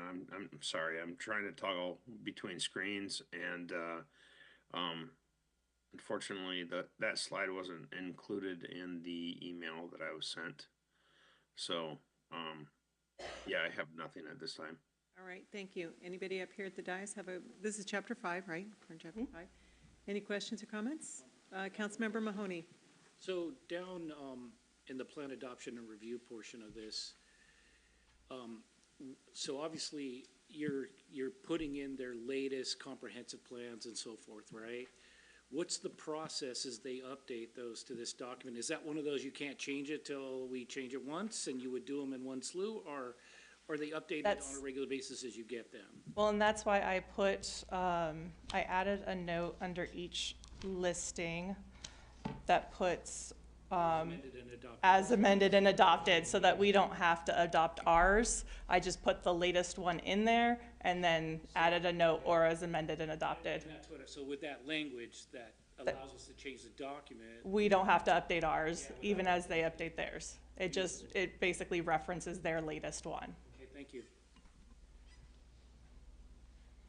Any other questions? Chapter 5? Okay, looks like. So consensus as proposed then? Okay. Excellent.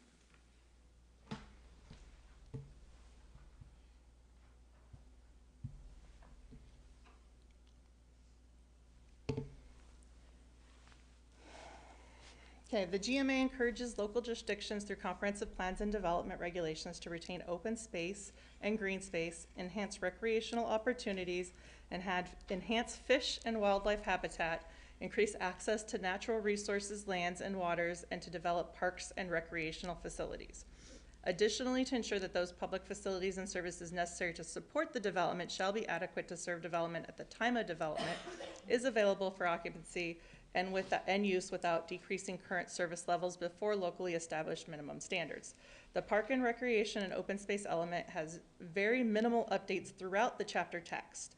However, the goals and policies in this element are taken from and must be consistent with the city's Parks, Recreation, and Seniors Master Plan, also known as the PRSS, which was adopted in 2022. So although the plan you have red lines does not show red lines, it is completely deleted and replaced with all of the goals and policies that were adopted by the council in 2022. And it is typically revised every 6 years to maintain eligibility with grant funding through the Washington State Recreation and Conservation Office, or RCO. I did not pull any, since these were all pretty much updated from your guys' adopted policies and plan from 2022. I'm happy to pull anything else that you guys would like to discuss from the Parks, Recreation, and Open Space element. Going to check in with Councilmember Nutting first. I don't see him up there. No, I'm good. I think Okay. we discussed this in length in 2022, and we are on a board with where we need to be at. So, Okay. thank you. All right. Councilmember Mahoney. I just wanted to, I thought adding the verbiage as feasible and when feasible, you know, and strive to in a couple of the other additional languages was a good add, because it keeps it general, doesn't lock us in, it allows us to be situational decision makers. So I agreed with that move, and I just wanted to compliment you on that. I thought you were very thorough as I read through. Thank you. That you'd done that, so Yes. my compliments. My only ask, I had written in the ask about, this is our comp plan, but we do have some county park space and state park space. And do we need to make a high level, like, we're like responsible for some of the safety in those parks? Is that necessary or even appropriate in this document to talk about that? It's not necessary, but it's not inappropriate either. If you'd like a language added to the text part of it, that's up to the council. But not necessary either. Yeah, so, colleagues, I asked that regarding Parks 1.1, a new line, .8, encourage and support park formation that is equitably distributed throughout the city. Well, we didn't finish, so I thought you were adding on to my question. Oh, I'm sorry, then, So, no, I so I wasn't. just want to finish up that question. Does anybody feel strongly about adding any language in regard to Saltwater State Park and the King County Trail System, the Lake to Sound Trail that moves through, in regard to safety? No? No, I think it's fine. Okay, all right, we're good. Go ahead, Councilmember Harris. Yeah, so, oh, man, gee, who is it? Yeah, it's not as, yeah, I just. Go ahead, we got a lot to Yeah, cover. no, so, 1.1, I would like to consider, adding a line somewhere in there, that says encourage and support park formation that is equitably distributed throughout the city. It's just, for whatever reason, call it gravity, but we have tended to double down on the same locations throughout the city over the decades. And there are large swaths of the city where it is simply too far to walk, you know, to get to any kind of play space and so on. And I think it's completely understandable, but we really should make sure that we are intentional in providing new and spots that are closer to where people actually live. It's great to keep putting money into the field house and Midway and so forth, but some intentionality should be put into park space. Councilmember Grace Matsui. Well, I'm wondering if that's covered in, sorry about that. I'm wondering if that's covered in PR 1.14, where it's co-located proportionally with population growth, or do you want to supplement it there? Well, yeah, no, I mean, your point is well taken, but I don't think it should be based on population growth. I think it should be based on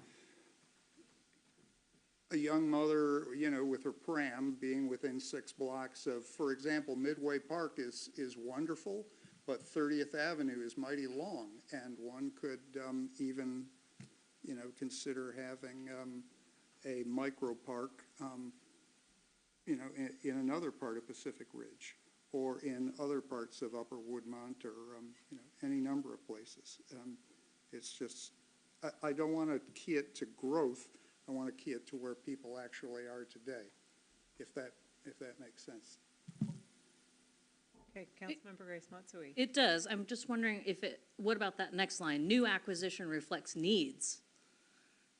Or is there something we could adjust for that line, like needs? I'm open, I'm just trying to get to an intentionality, just so we don't keep applying for the same grants for the same, I know how that sounds, but I just don't want to keep doubling down on it. I think I appreciate the meaning. I'm looking for, Rebecca's looking like, please dictate some words to me, like, Do you need verbiage? 'Cause, yes, is that- where and seriously? what. Yeah. Okay, and just a moment, Councilmember Nutting does have his hand up. If he's got something to add to this before we formulate an idea, I'd like to call on him. Councilmember Nutting. Yeah, well, Councilmember Harris, I absolutely appreciate where this is coming from, but I actually think the city, over the last 12 years of my tenure, has done a very good job of acquiring parcels for open space and parks where it's available. The challenge that I have with this verbiage is there's not much left available in the city for us to acquire. And when open space and partnerships come available, we have jumped on that. And as a council, we have approved the ability of the city to go after those projects. So I'm challenged by the verbiage of putting this in there, because there is, whether you think so or not, there is not the opportunity of micro parks, as you're saying, or any other opportunities within the city to acquire portions and properties that are available. So I think this is just, I am just not understanding why this needs to be put into verbiage in our master plan. So those are just my comments. Thank you, Mayor. Thank you. Appreciate that. It looks like Councilmember Grace Matsui had added a couple of words to 1.4, 1.1.4, 1.1.5 that could satisfy everyone. Do you feel like you found that, Councilmember?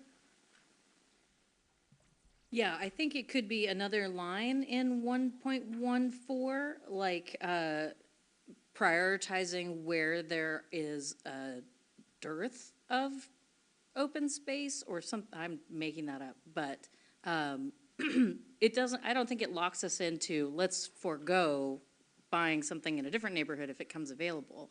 But I do like the idea of prioritizing, like Councilmember Harris is suggesting, that the open parkland be increased in more areas. If you look specifically in North Hill, I mean, we only have one micro park for a pretty large area, and so increasing that walkability, if you kind of don't consider the water tower,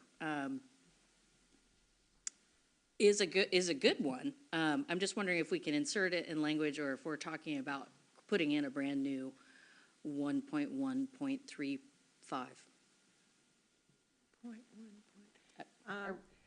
Councilmember Harris, I am going to give Deputy Mayor Steinmetz this one and then come back to you.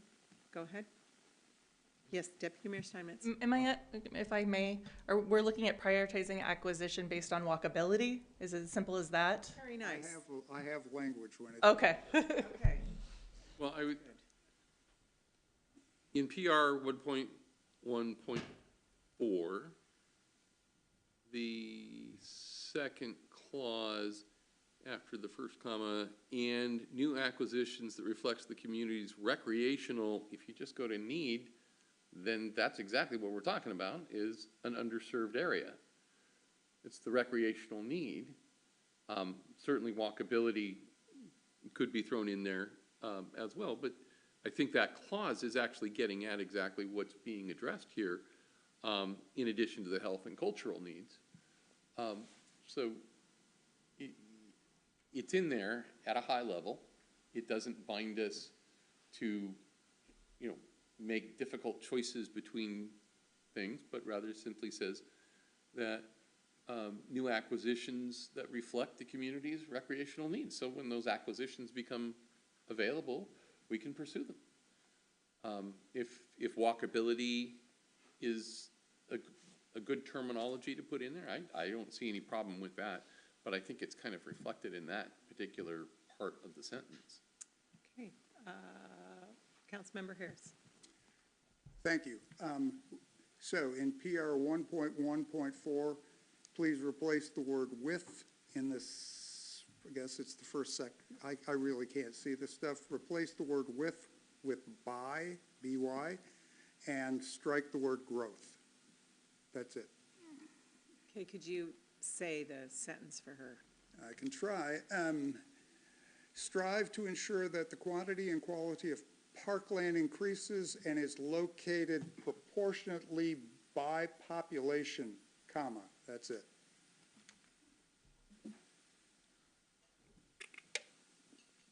By meaning next to or in accordance with?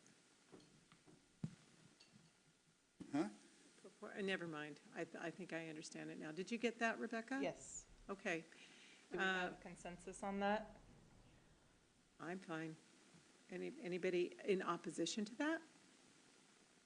Okay, it looks like you've got some direction. Thank you. All right, so I think, is that the end of Chapter 6, Parks, Rec, and Open Space comments?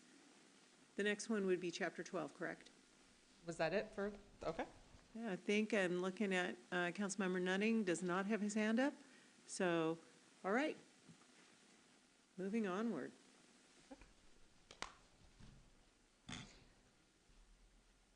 You got there before me.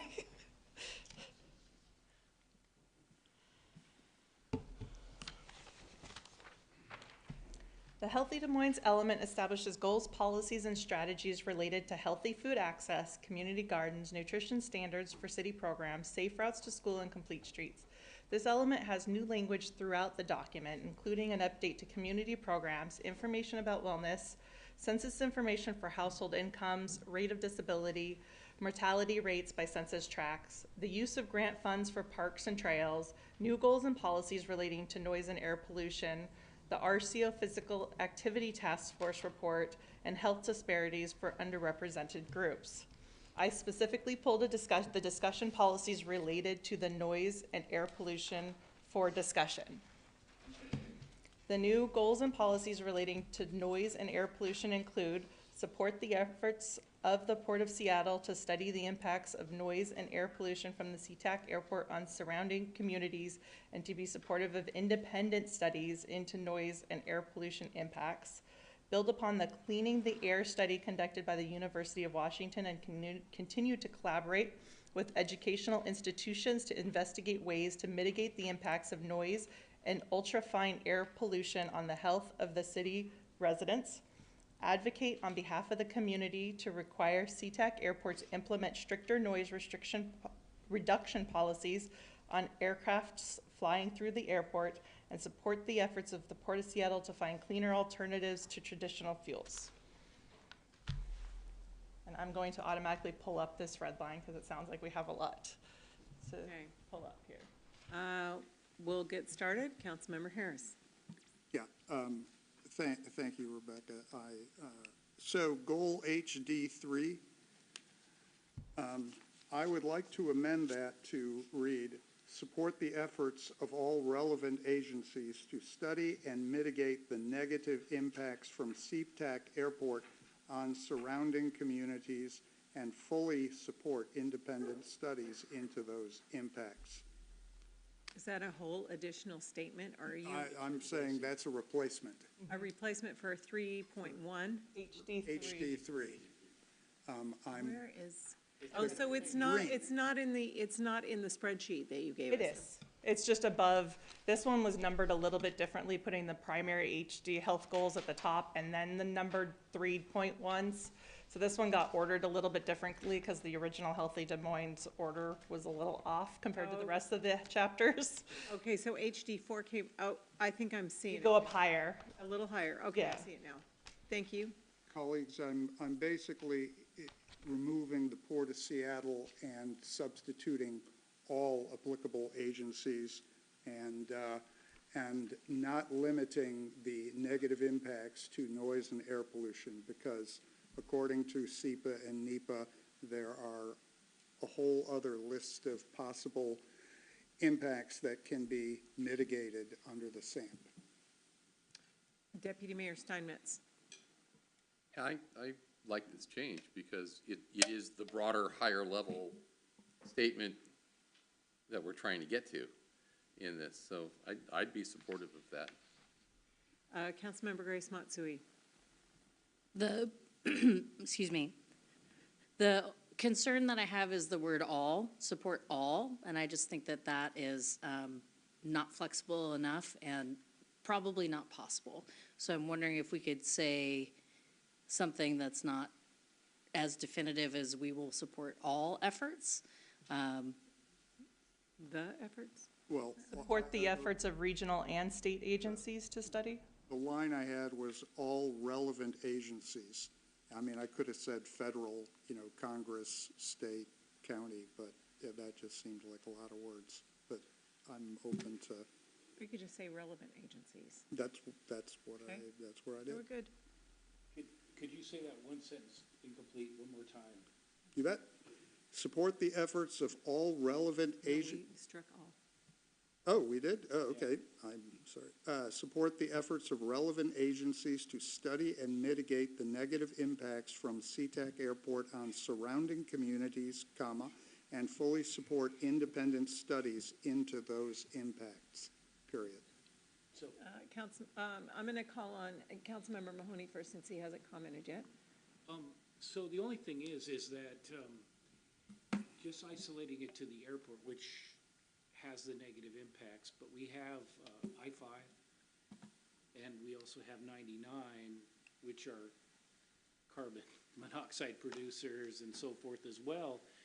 Is it applicable here that we include that too, or something more regional in the naming as well, is the only thing I'm saying, because this covers the airport, and that is a big problem, but we have other problems and we're not noting those. That's my call out, is in the discussion that should that be included in that language, because I think they're relevant in their contribution to the negative impacts in noise and pollution and various other things as well.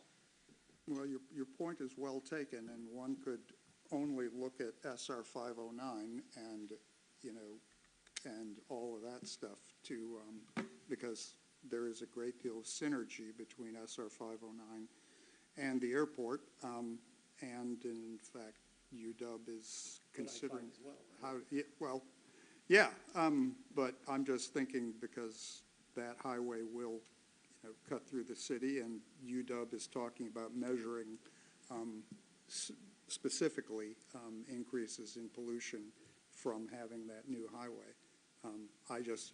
Again, I'm trying to keep the language somewhat. So just to clarify, but if there were studies that were also out there to include the negative impacts of freeways and highways and some of those things, would we want to support those as well?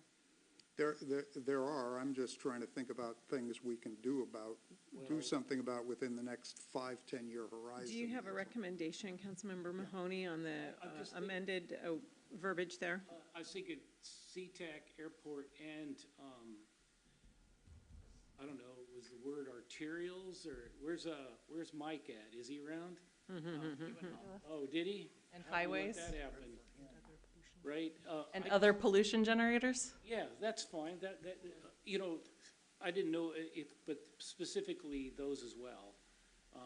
I just think they need to be included, and whether we can or can't do anything about any of those, notating them and naming them, I think it acknowledges that we have other additional burdens beside the airport. Not minimizing what their impact is, but they do contribute as well. You feel like you got the direction you needed on that Got one? consensus? Okay. I'm going to go Deputy Mayor Steinmetz, Councilmember Grace Matsui, and Councilmember Harris. Go ahead, Deputy Mayor. Yeah, just to one other point, in Councilmember Harris's iteration, to be fully supportive of independent studies, I think it just need to be supportive. and we can decide the level of support that we want to give. But I think in order to have the broader statement, we want to be supportive of independent studies. It might be somebody independent that we don't want to be fully supportive of. You know, it's a limiter to be fully supportive because it says we've got to go all the way, and I don't think we have to. So. Oh, I just had support. Okay. I'm just making sure Rebecca's catching it here. Oh, okay, got it. Okay, Councilmember Grace Matsui? My comment was going to be the same as Deputy Mayor Steinmetz. And if you look at, like, by comparison, HD 1.1.2, continue to support the Des Moines, I think it's area food bank, or continue to fully support is a very different sentence. And so I don't think that qualifier is needed in this instance later on. I think it could be left at support. Okay, Councilmember Harris? Thank you. So HD, 3.1. So the So length, do we have a consensus? So it sounds like I may have a consensus to support the efforts of relevant agencies to study and mitigate the negative impacts from SeaTac Airport and other pollution generators on surrounding communities and support independent studies into those impacts. Sounds good to me. Okay. Okay, got a good head nod on that. All right, continue, Councilmember. thank you. 3.1. I'm looking at the note I sent you. Please change that to build upon studies conducted by the University of Washington, including Move Up. That's the name of the program. Period. Continue to collaborate with educational institutions to investigate ways to mitigate the negative impacts of SeaTac Airport on the health of Des Moines residents. Period. That's it. My first response would be same thing, not as granular, just say studies. My input would say, don't name studies. I don't mind naming the U.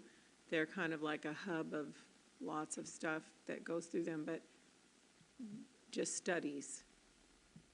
If you name something specific, I don't want to be limiting in this. That's my input. You agree? Anybody, any other thoughts on that? Okay. All right. So we removing Move Up? He said including, so. Well, and even the clearing the air study. In other words, take the specific names of studies out. His recommendation did Was that. to add, Are we good with? and he also added Move Up. I would say not Move Up. I put Move Up in there because it's foundational to every other air quality study that will ever happen here. I'm just, it doesn't have to be there. It's just, it's really, it's just a fundamental thing, but it doesn't. Okay. The original thing was a web page. It wasn't the actual study. That's all. Okay. Okay, so 3.1.1, I wanted Do you to. have consensus on that? Oh, I'm sorry. 3.1? And, yeah, Okay. yes, looks like we do. Are you good? It looks like Councilmember Nutting is still good. Okay, good. All right, you have another one? Yeah, I got two. Okay, go ahead. Okay, I've so, got that one as well, so good. yeah, so 3.1.1, I guess, yeah, advocate on behalf of the community to require SeaTac Airport to implement stricter noise reduction policies on aircraft throughout our airspace and as well as airport property. It needs to be able to say that it's, they're flying through the entire area, so. I crossed off on the whole aircraft thing, just put implement stricter noise reduction policies, period. Didn't name anything. Because change the language to less restrictive. They rarely have authority over the flights themselves. So just that way you can ask them to implement stricter noise reduction policies on their equipment, on their buildings, on their aircraft, on their operations, their, everything. You can make it anything you want then. What do you think? Just Sure end the thing. sentence Well, there. It just sounds like. Okay. If it, you can make whatever you want. All right. Sure. Anybody, any other thoughts on that one? Okay. Okay, and last but not least, yeah, my vision failed me, but 3.1.2, please strike sustainable aviation fuel is a canard, and it is simply the port attempting to continue to fly and pollute, and it doesn't do anything for us. Mine says something different already. It doesn't, Mine says, go ahead, Matt, it sounds like you were, Councilmember Mahoney, excuse me. So it says support the efforts of the port to find cleaner alternatives to traditional fuels.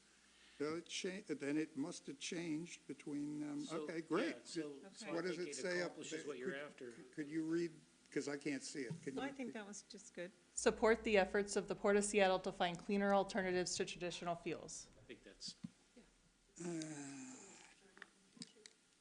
Yeah, okay. Okay. So it looks like we are ready to move on to chapter 12 if there are no other, or no, we are on chapter 12. Excuse me, I'm just changing my page. Okay. Oh, mine is now at the end. Any other offerings, responses, input on chapter 12? Looking for hands? Councilmember Nutting, are you good? Wow. Anything else for us, you guys? So my question is what worked, what didn't? Did the memo help at all? Did you just prefer the Excel spreadsheet? What do you want for the next section so that I can concentrate on what worked for you guys? Was it too much, based on what we have proposed for the next round? Do we need to split it up? Do we not? I just want to make sure that I'm serving you guys and that I'm doing my best for the council. Great question. Councilmember Mahoney and then Councilmember Harris. so I love the one with the changes as the initial read-through, because it gave me the opportunity to see the information, what's changed and relevant, and then I think us being able to come back if we had questions or in our review for comments or call-outs, that was a great start. I think this right here was a little bit easier in summarizing some of the more significant changes in the presentation. I would say that a couple of the other documents got a little, overwhelming. Because I found it, that was my best method, is I read what I'll call the the document with Red the lines? changes in it, red line document. And then to be able to go through this today, that was more effective. I think the extra step, why I appreciated it, was more. I just read that way. That's just me. Councilmember Harris.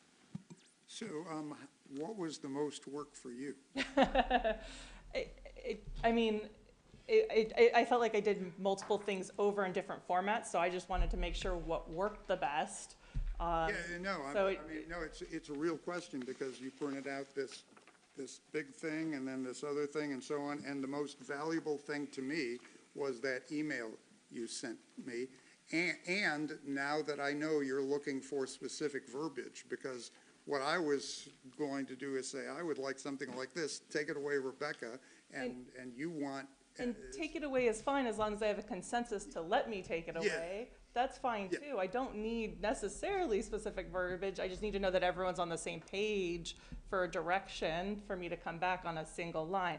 If you need the rationale, then I can do this. You'll always have the red lines. We're gonna have red lines for every chapter. That's not a big deal. What's helpful for me is have those kinds of questions early, which is why I tried to get you guys everything 3 weeks in advance, on the red line specifically. But if this helped more than the memo, or then I can try and concentrate on this before, you know, and try and get this to you sooner than I did this time. If this doesn't help, then I'll just get you the same things. For me, the red line and your email, basically, all this other stuff, if it saves you time, I didn't need any of Okay. this. I'm just, because now that we've And then- been through this, And I'm happy to meet with anyone too, Yeah. if you want to go over anything and specific I mean as that well. really complimentary and everything, I just cringe at all of the prep that you have to do, and so just those two things. Okay. Really were great. Councilmember Grace Matsui, then Deputy Mayor Steinmetz. Thank you. I really appreciate it. You can see the amount of preparation and how much has gone into it. I would like to reiterate that and agree with that the red line is very helpful to see the before and after. Excuse me, sorry. But I would also, just for my own preferences, it's great to be like, hey, throw something in there about tree canopies. But then you'll have to come back and we'll have to review that language. So if we are able to come to a consensus with specific language right now, it's time saving, and if we agree, let's do it. And so I would be more inclined to agree and form consensus around a specific sentence than just a concept. Come back to me with something about pollution is too broad. And do I think that we need to have something about pollution? Yeah, but if then you come back with a sentence and I go, oh, well, that's not what I was thinking at all, then we've spent time turning some gears, moving around that we could have just knocked out by providing specific language. And it sounds like some folks did that in advance and some folks are doing that here. So if that works okay for you, I would love to continue it. Yep. Deputy Mayor Steinmetz. Yeah, just a couple points. Wow, lots of great work here. Thank you. And really a tremendous amount. And laid out very clearly, and you captured a lot of the gist of where we were going, even if we want to wordsmith a little bit here. But I do agree that it's probably great if we can get to that wordsmithing level here. We only are able to do that because of what you've given us. So that's kudos, big kudos to you. In terms of helpfulness, red line, just like everybody said, and I found the memo helpful. Okay. So those are the two things that helped me the most. The spreadsheet with the rationale, just Not as much, okay. not as much. But Oh, that's so funny. Just a minute, since you've each said, I'm checking in with Councilmember Nutting. Any feedback Yeah, on what Mayor, was most thank helpful to you? Nothing, I mean, the presentation was great. I don't have any comments on it. All right, Thank you. thank you. I'll move back this way, Councilmember Grace Matsui, and then Councilmember Harris. I will say I did value in the spreadsheet what is needed to comply with ordinance. So if it's a rationale like, you all thought this and I'm repeating what you thought, yeah, that may not be helpful. But if this rationale needs to say, because we're being told to do it this way, then it is helpful And to that's have the that. reason we put it, so you knew what was more able to be changed versus what needed to be in there. I found that to be very helpful, thank Okay. you. Councilmember Harris. Yeah, so my hearing may have been on the fritz at that moment, but you said that you heard from the Puyallup tribe, but not Muckleshoot? We heard from multiple tribes, some deferred to other tribes. Puyallup is the only one who ended up wanting to specifically interact with us. So I can pull the note. No, Okay. that just surprises me, because they have a historian who has taken an active interest. Just double checking. Yeah, we sent letters to the Duwamish, Muckleshoot, Nisqually, Puyallup, Snoqualmie. I don't have the details, but I do know we heard, I believe, from 3. 1 had no comments or didn't want to participate. 1 deferred to the Puyallup, I believe, or any other tribe, and the Puyallup was the only one who participated and we met with. And I, in my email, I mean, I know this is vague or whatever, but I imagine somewhere a graphic that shows all of these different lines between all of the agencies, PSRC and King County, and it's it's like a solar system, and I'm just saying somehow to try to get whoever reads this to have some sense of all the stuff and how it fits together. It may be a fool's errand. I'm just saying, I think you know where I'm going with this. It is. There. It is kind of a fool's errand because different chapters are concentrated by different agencies. When we bring you the housing element, King County, that's their primary review, but they still look at land use and some of the other elements and how they tie together, especially as it relates to the King County planning policies. But majority of their review will end up being on the housing element that you'll see the next time.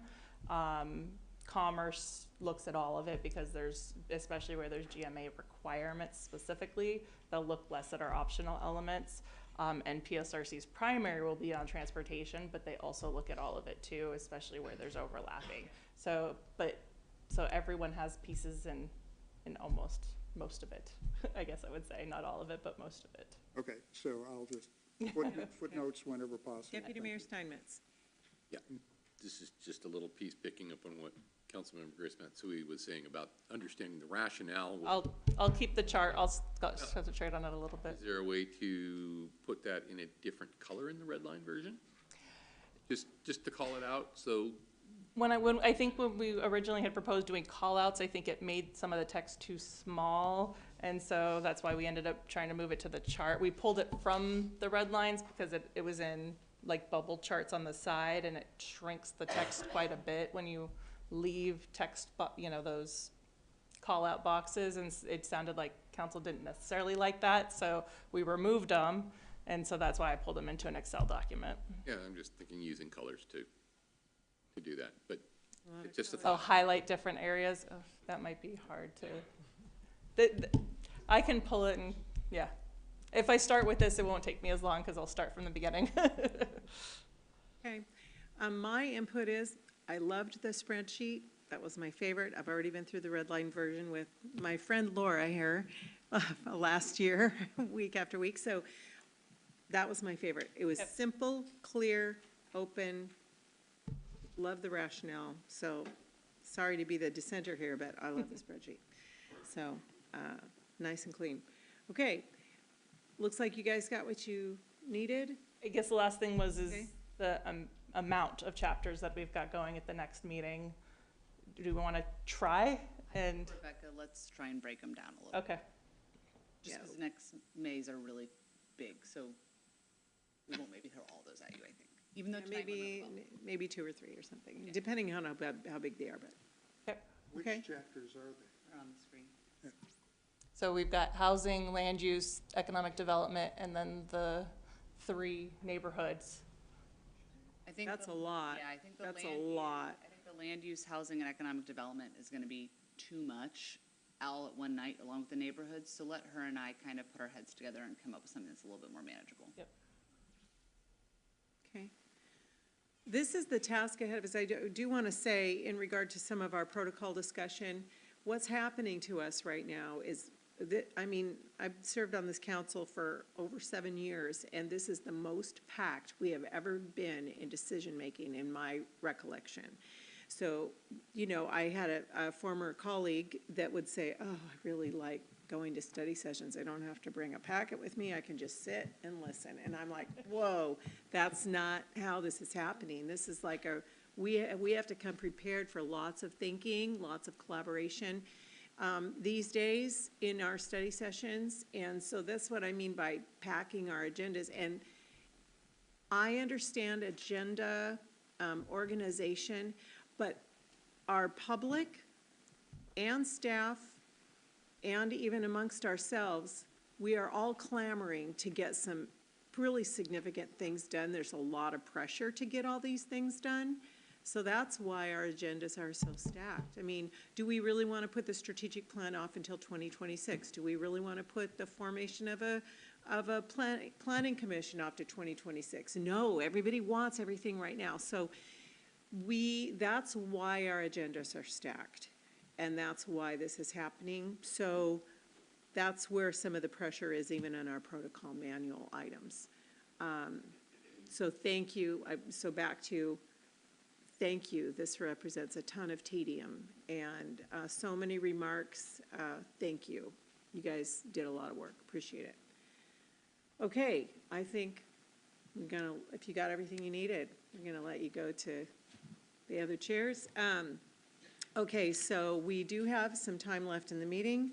I would like to go back to the, unless there's, no, I think so, I'd like to go back to the protocol manual discussion for as many items as we can get through until about 8:55. So if we would like to pick up on, we're going to come back to the 26A discussion, but if we could like to finish the adjournment item that was brought forward, whether it's open-ended, 9 p.m. or 10 p.m. And I'll let Councilmember Grace Matsui pick that back up. I would love to move on to number 3 to see if we can accomplish something with one of these that we may agree on. Okay, well then let's leave both of those till later. I'm leaving it to you. These are yours. Go for it. Number 3, in regular meetings, I propose we add a section on how to extend executive session. According to the MRC, if the executive session runs long, the presiding officer must come back to the location of the regular meeting and announce a new time that the open session will reconvene. No vote is needed. 3 council members don't need to accompany the mayor or presiding officer back to the dais, and that is something that I checked in the executive session protocol suggestions with MRC. Okay, Deputy Mayor Steinmetz. I support this. Okay. Any other comments? Councilmember Mahoney? I support it too. I support it. Do you support it, Councilmember Nutting? You have your hands raised? My comments are, is I'm kind of on the fence. Okay. About this. So I'm not sure I'm going to support this.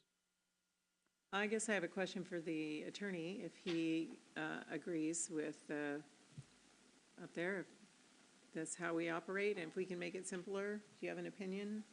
If MRSC says it, I think it's okay. All right. Councilmember Grace Matsui. Excuse me, are you raising your hand? Okay, Councilmember Oxiger. Yes, I'm just reiterating, acknowledging I'll support it. Agreeing? Okay. Councilmember Grace Matsui. I move to adopt item 3. Keep going, as discussed.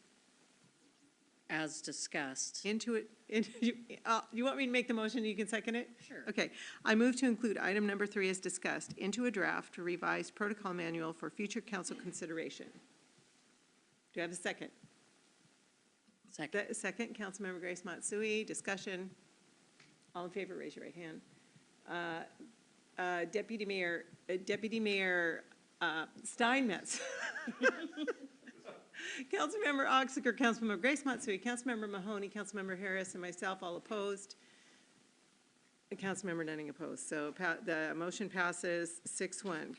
Councilmember Grace Matsui, your next item. My 4th item is more of a discussion item, but I wanted to see the Code of Conduct and Ethics Code are repeated from the DMMC in the protocol manual. Are there other citywide standards that apply to counselors that bear repeating? I'm thinking about the weapons policy, equal opportunity, non-discrimination, drug and alcohol-free workplace. And I want to specify that these are not employee policies. They are citywide to anyone who would walk in the door, practically. We were actually able to use the comp plan time for AJ to look into this. So AJ, do you mind coming up and addressing what we think we can do to get where I think you want to go?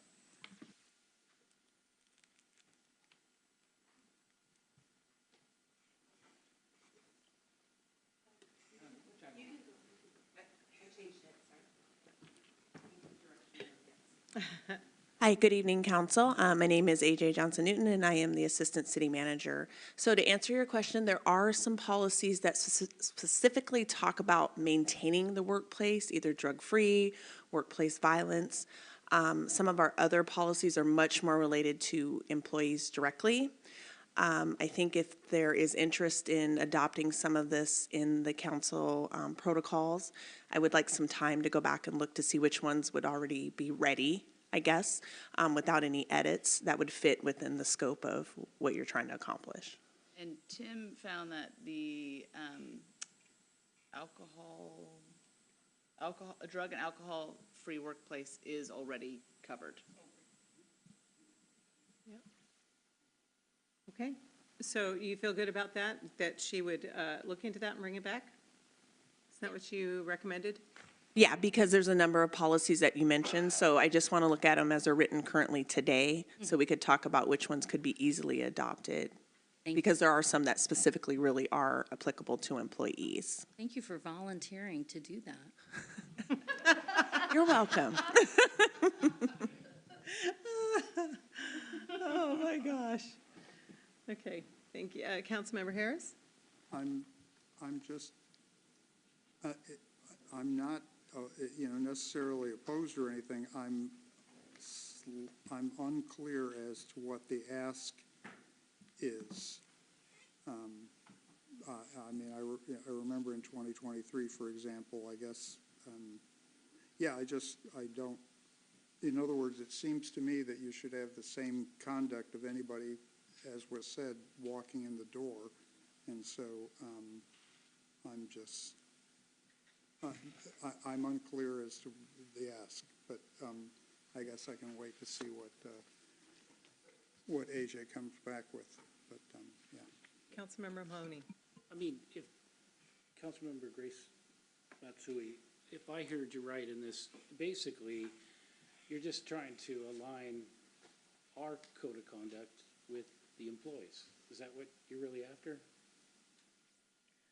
No, I mean, we're not employees in the same regard as regular employees, but it's in addition to the code of conduct, because code of conduct is there, but are there policies that are not illuminated or enumerated, that could also just be brought in? Like, I find it interesting that we call out code of conduct, ethics, but not others that do apply to us, and I would just love to have it plainly there. Does drug and alcohol-free workplace apply to us? Great, let's slap it in there, make sure there's no question, and the expectation is set for anyone who reads this protocol manual that it does apply to us and that we have agreed to put it into the manual, so. Yeah. Okay, I think I get you. Basically, in all these policies, we can't ask anybody else to do something we're not willing to do ourselves. In a general sense. No, I guess I'm looking for, if there are policies that are citywide that apply to us, why not repeat them so that the expectation is clear to everyone? Yeah, I think we're speaking different languages, but I think we mean the same thing based on that clarification. And I'm looking forward to seeing those from AJ as well. Any comments, Councilmember Nutting up there? I'm looking for you. You're good?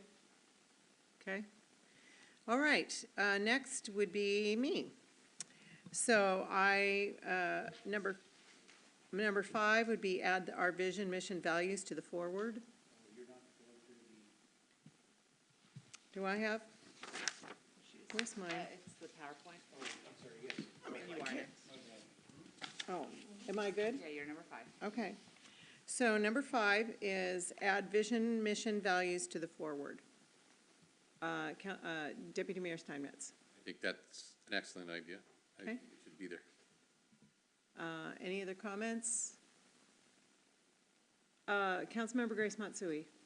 I have a lot of paper today. Where do we find the language of the motions? Oh, I just wrote it on the top of my page for myself, someplace. It was in an email. Come on. And in the middle, like the number 45 this week. I'll get it for you. Or maybe if, I don't know, yeah, okay. Okay, I move to include item number 5 as discussed into a draft revised protocol manual for future council consideration. Do I have a second? Second with Deputy Mayor Steinmetz. Any discussion? Councilmember Harris. So, I'm probably not going to support this, not because it's, bad or anything like that. I just really believe in the smallest amount of code, and it's just, in other words, the protocol manual, which used to be rules of procedure, was a very tight 16 pages, and I just feel like it keeps adding a bunch of stuff, and that was my thing with the previous item, is that, if it's not something that we're legally bound by, it's a great idea and so forth, but most of my comments are going to be based on, is this really necessary in order to conduct the business of the council? But it's, I understand I understand why you want to do it, so thank you. Okay, any other comments, discussion? All right, all in favor, raise your right hand. I'm going to start over here just because Councilmember Nutting, Deputy Mayor Steinmetz, Councilmember Oxiger, Councilmember Grace Matsui, Councilmember Mahoney, and myself all opposed. Councilmember Harris passes 6-1. Thank you. Number 6, I recommend eliminate automatic ending time. Oh, we already, never mind, that's postponed. 2.08A6, the Des Moines Municipal Code needs to show that council members shall not serve on appointed city advisory bodies. It needs to reflect that. In other words, everything needs to be consistent, whether we change the Des Moines Municipal Code or change 2.08A6.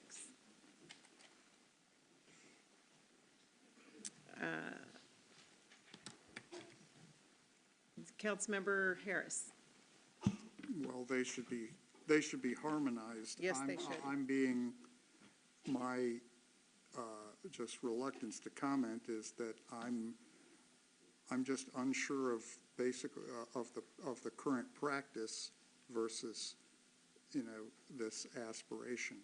I mean, Well, we had this, here's where this came from. We had this conversation, I think, last week or 2 weeks ago, and we were like, what do they do in senior services? What do they do in human services? Right. And we had this conversation about, do we have council members on advisory bodies? Do they have a voting responsibility? Are they simply a liaison? So this is to be consistent, and I think 2.08A6, I think, says that council members shall not serve on city advisory bodies, and I don't know if the Des Moines Municipal Code was updated. Councilmember Grace Matsui, then Councilmember Mahoney. Thank you. I do think that this is still in flux because it's not consistent in the municipal code, and I don't believe that the protocols can supersede the municipal code.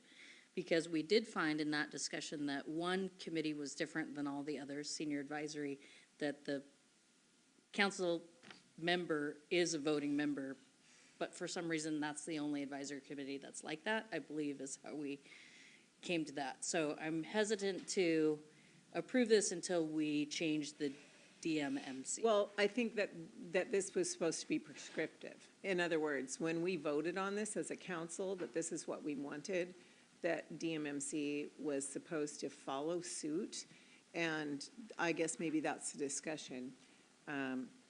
Because we did vote on this protocol manual, this is our intent, and so I think there were, and it was a very complicated process, so I think we tried to make as many notes as possible to go back into the code and see what needed to be changed, and then this just came up. So do you have a comment on that, Tim? Well, yeah, the committee structures in our code need to be addressed, and that's something we talked about very recently.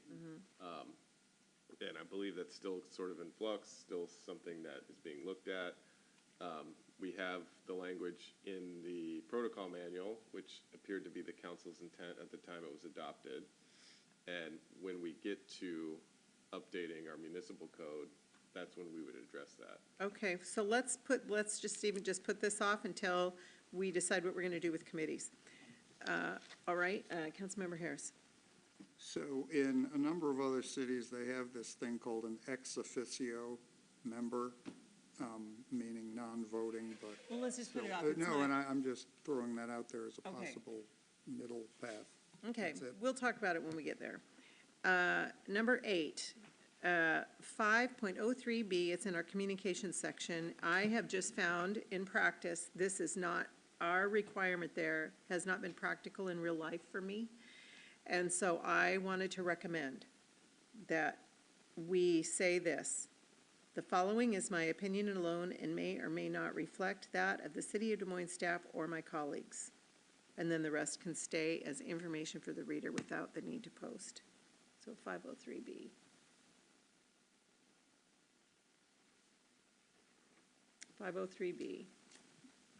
Councilmember Harris, and then Councilmember Grace Matsui. Sure thing.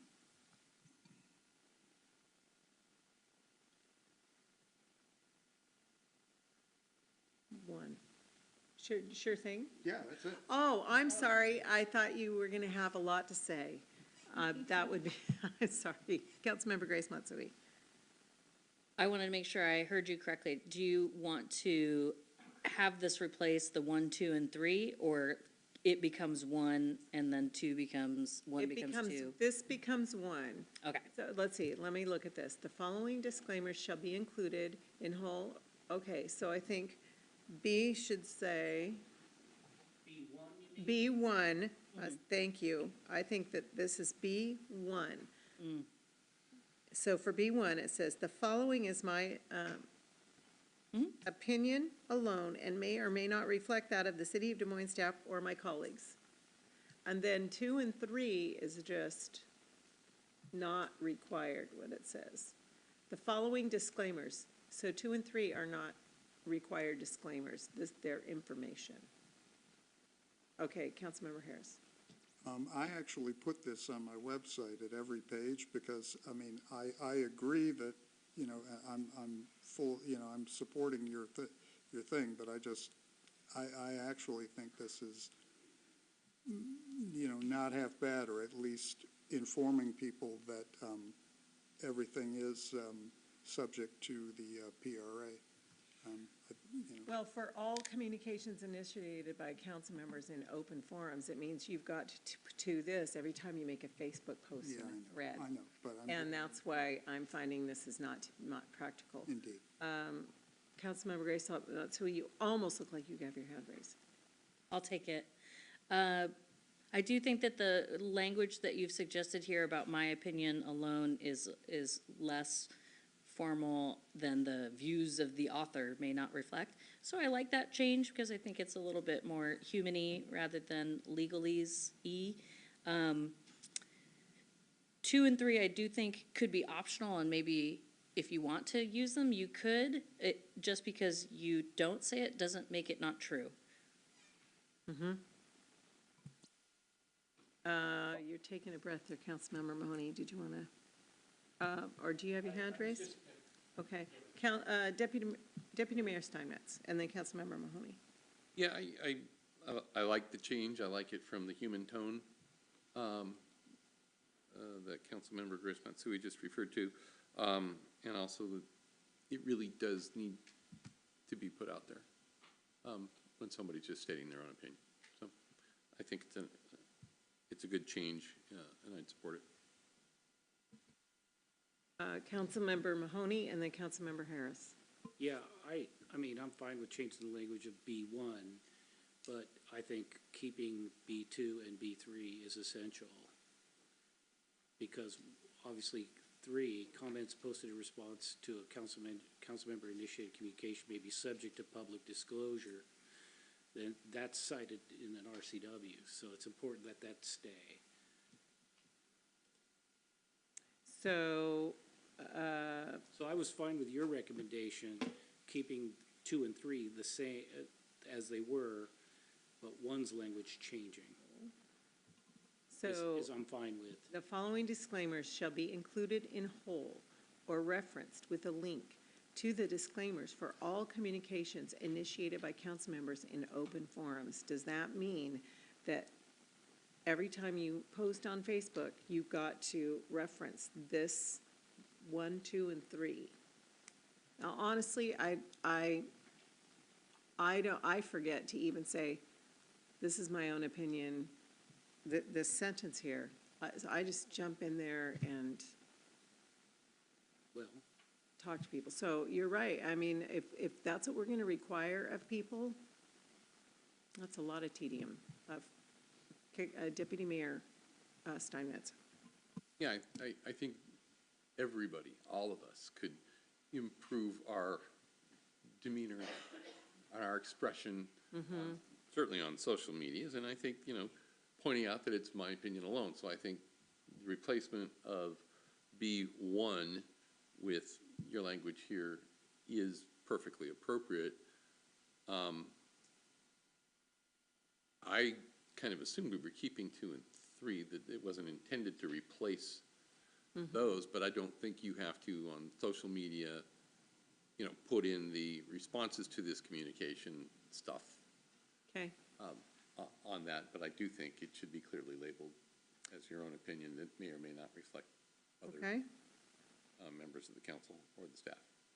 all right. Councilmember Harris.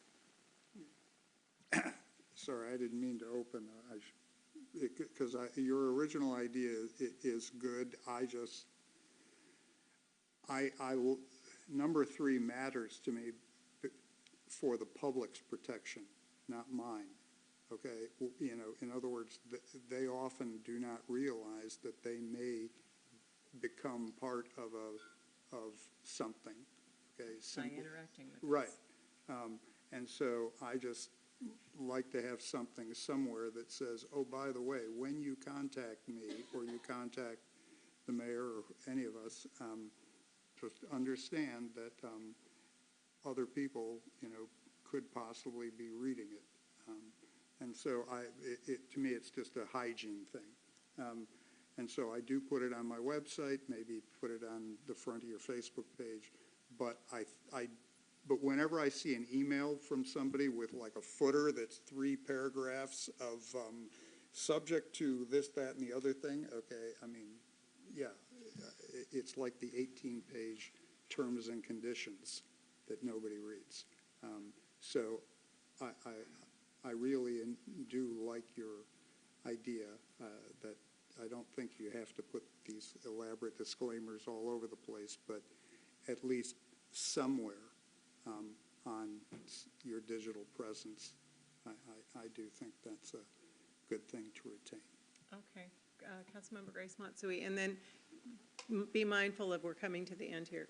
Sure. Go ahead. I want to clarify that I didn't suggest that 2 and 3 be struck. I suggested they be made optional. And it says that they could be referenced with a link. Do we have a link to the disclaimers of communications initiated by council members that we could just replace? I know I used to have one on my website, and that's what I do, but it sounds like he does. Maybe what we could do is have this statement someplace on our website that we could always just go link and then have a statement. So I'm, so looks like we could give some direction to staff, but we're gonna take longer than 5 minutes to give it, like to give our, I think. Before I make because if I make a motion on this, it's not gonna be super clear. Councilmember Grace Matsui. I would like to extend the meeting until 9:15 to allow for council comments. It's a study session, so we don't have council member comments. So maybe let's just maybe finish number 8 and then close the meeting. So can maybe motion to go to 9:05. I think we can do it by 9:05 to finish number 8. I'm putting words in your mouth. I'll make the motion. I move to extend the meeting to 9:05. Got a second? All in favor, raise your right hand. Deputy Mayor Steinmetz, Councilmember Oxer, Councilmember Harris, and myself, all opposed. Councilmember Grace Matsui, Councilmember Nutting, and Councilmember Mahoney passes 4-3. Yeah, that's not sufficient. Say that again? Oh, okay, so we're not going to extend. So, thank you for that clarity. We will take up number 8 next time when we take up these others. Good, well, we got some stuff done tonight. That's very good. Okay, so let me move to my last statement here. This brings us to the close of our meeting. Our next meeting date will be April 10th, 2025. What's this? Oh, I just handed her that, so she knew the motion. Pardon? I just handed her. Oh, okay. Our next meeting date will be April 10th, 2025, a city council business meeting. Please remember to pick up after yourself on your way out. We got lots of snacks up here today. Councilmember Harris, would you like to take the motion? I move to adjourn. Do I have a second? Second, Councilmember Mahoney, all in favor? And we are adjourned.